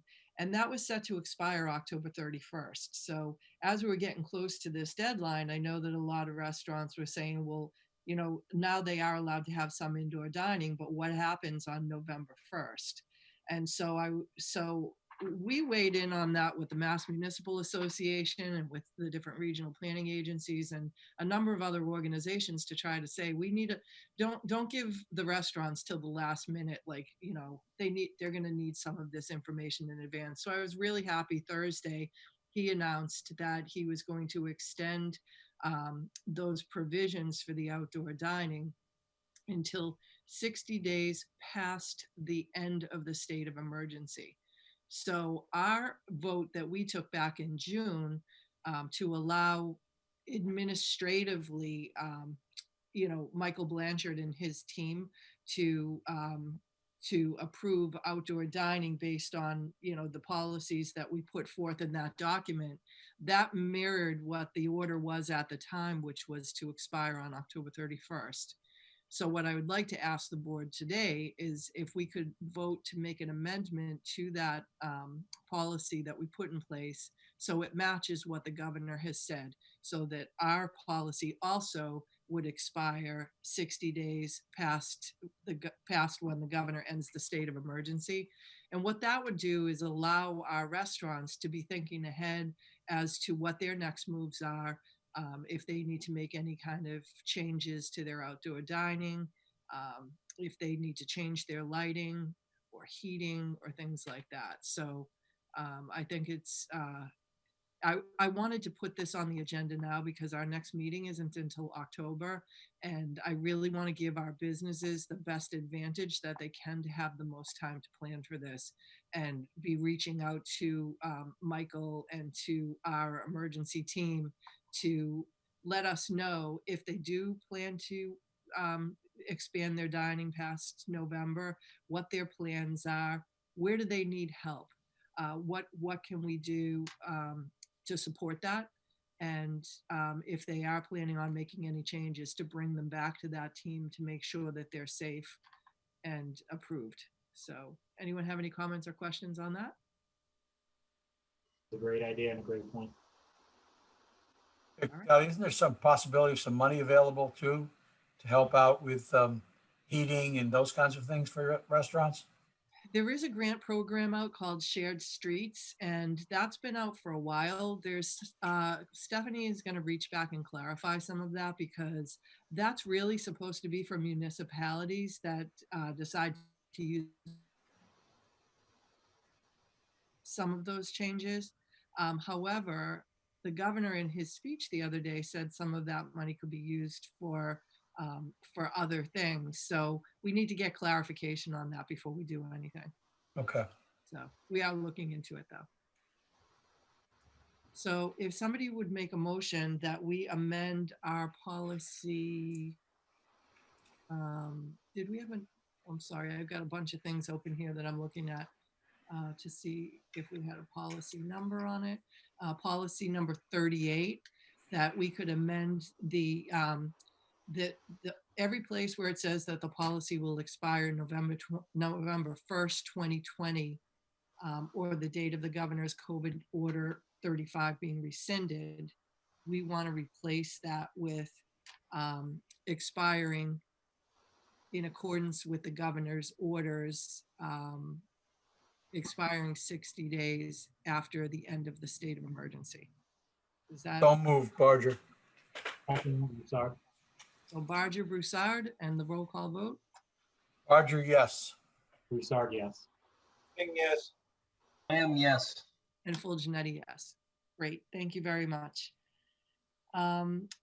So the next item we have, I will want to talk about going into an executive session.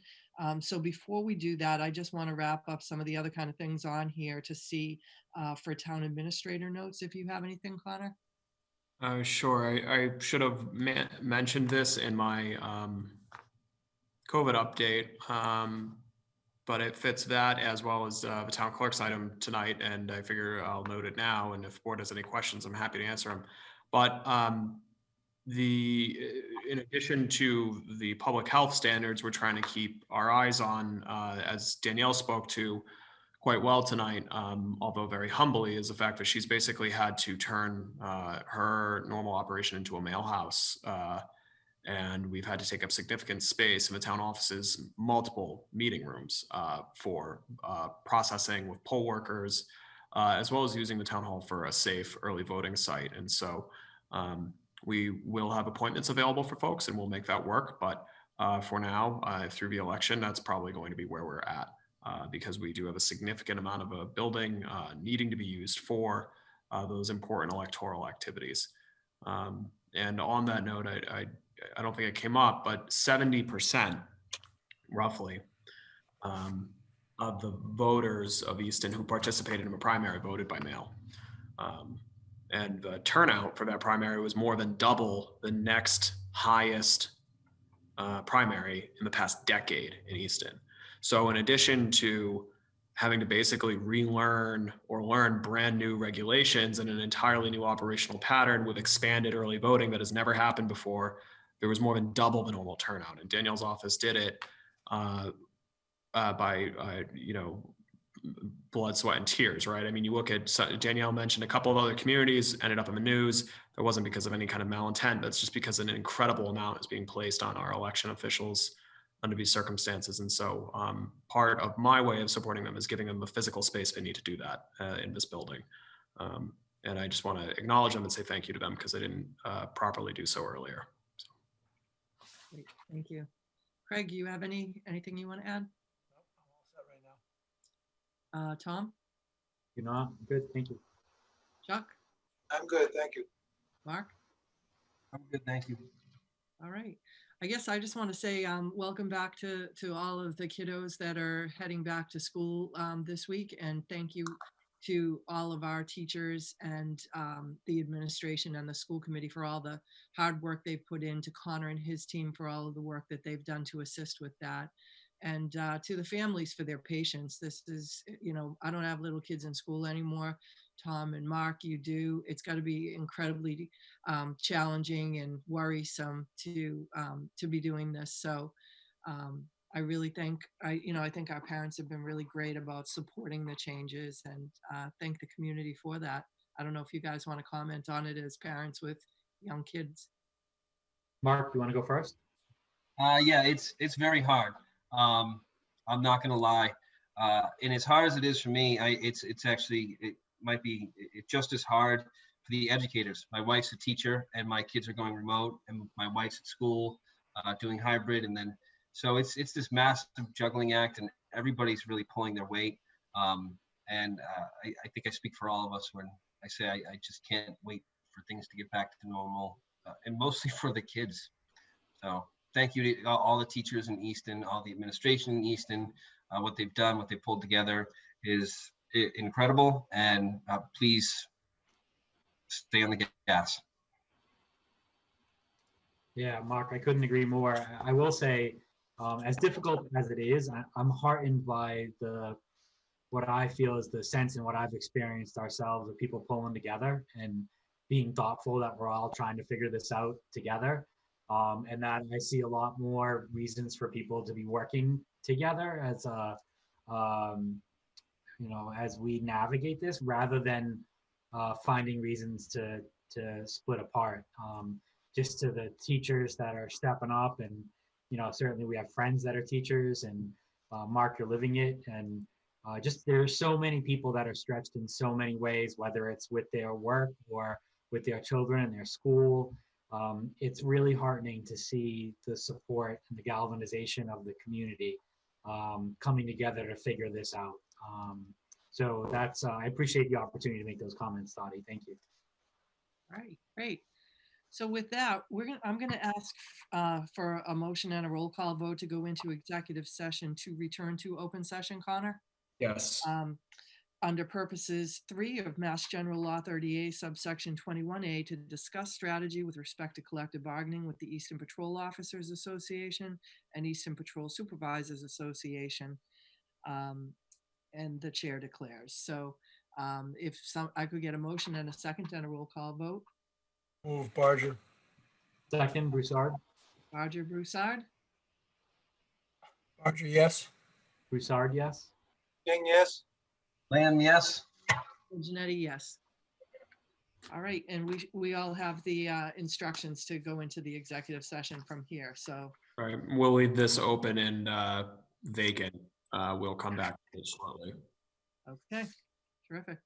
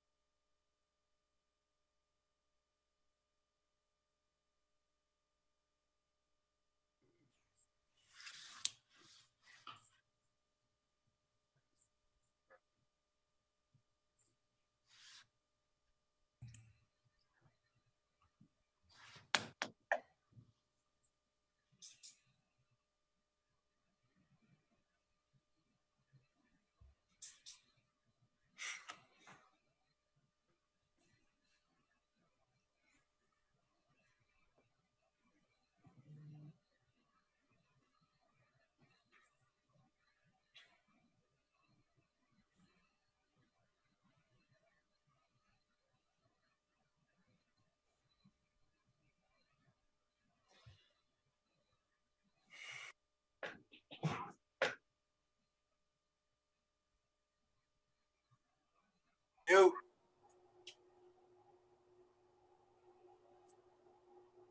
Mute. Sorry. It's getting late. So it's 7:21 p.m. and we're returning from executive session. And I'd like to just report out that we voted unanimously to ratify the memorandum of agreement between the town of Easton and the Patrol Officers Association and the Easton Police Supervisors Association through June 30th, 2022. So with that, I will take a motion to adjourn this meeting. So moved, Barger. Second, Broussard. Barger, Broussard, and a roll call vote. Barger, yes. Broussard, yes. King, yes. Lamb, yes. And Fulginiti, yes. Thanks so much, everyone. Have a good, Stay safe, everybody. Good night. Good night. we will see you in October. Absolutely. All right.